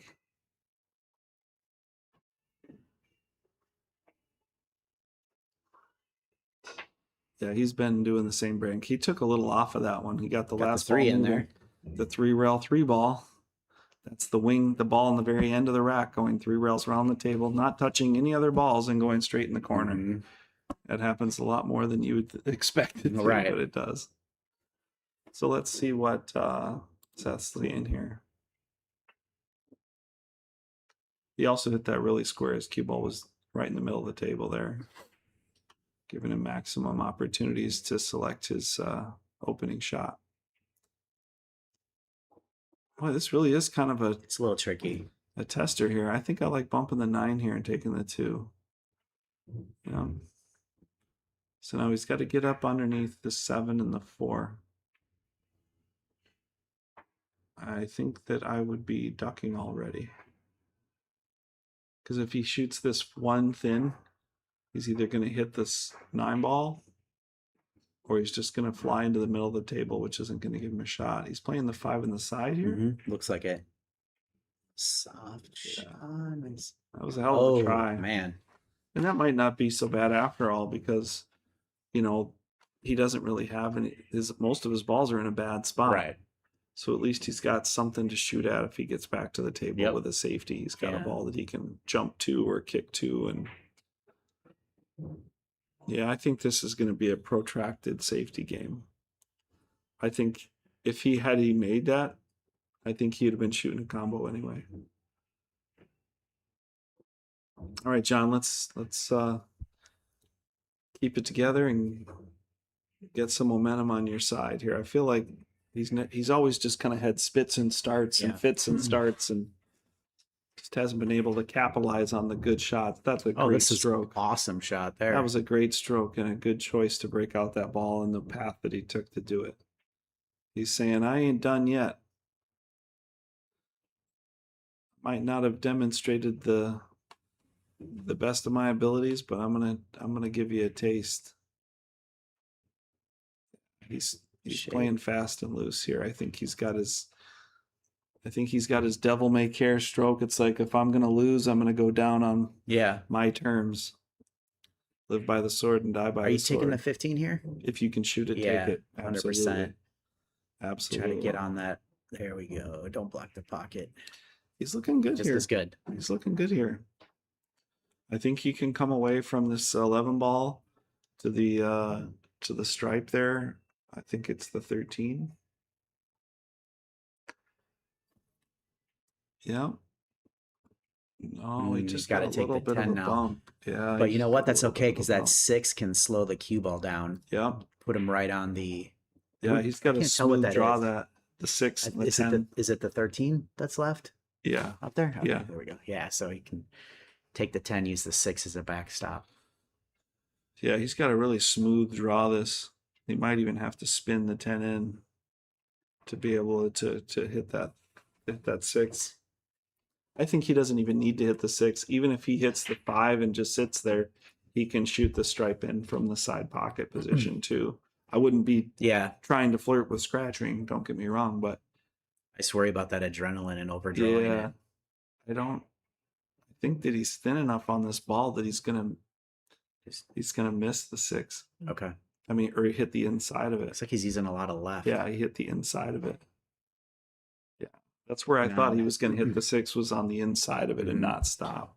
I see that on the replay. That all that left spin probably played a role into why he missed that ball. I agree. But yeah, to your point at the beginning, you know, the pre-shot routine and the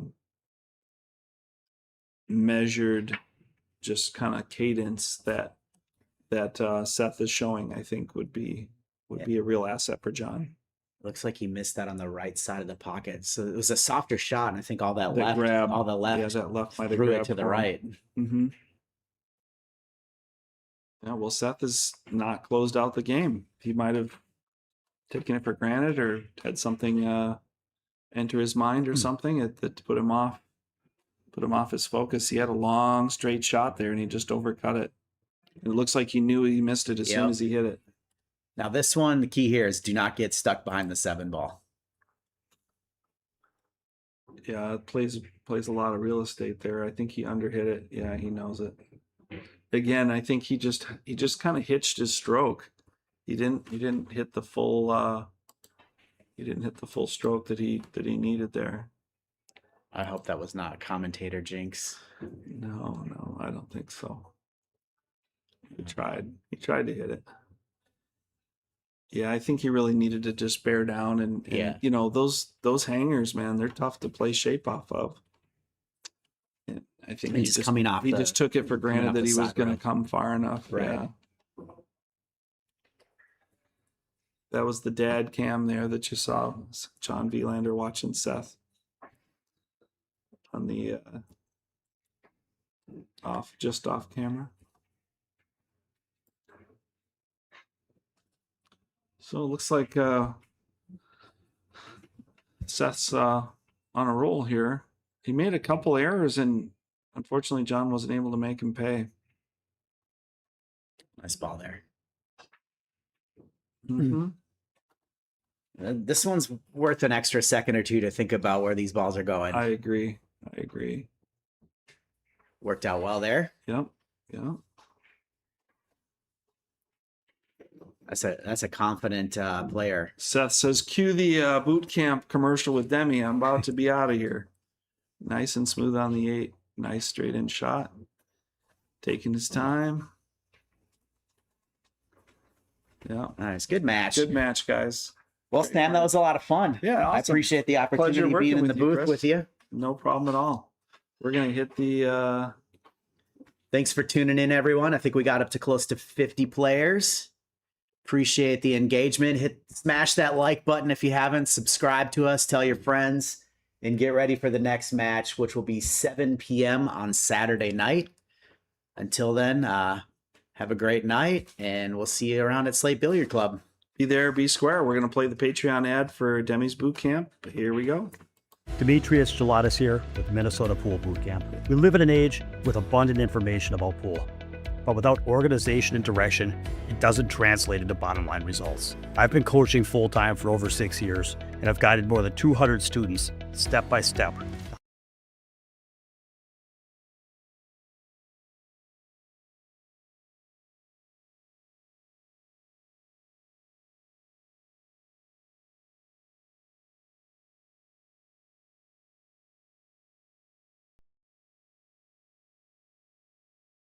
Demetrius Gelatis here with Minnesota Pool Boot Camp. We live in an age with abundant information about pool, but without organization and direction, it doesn't translate into bottom line results. I've been coaching full-time for over 6 years, and I've guided more than 200 students step by step to higher levels of pool. Now I've partnered with Slate Billiard Club to provide online group coaching and make our training available to players everywhere. No travel necessary. Join us online for just $19.95 a month. You'll get access to my Minnesota Pool Boot Camp playbook, covering cue ball, pattern play, mental game, and the common leaks that people have in applying this to get their game to the next level.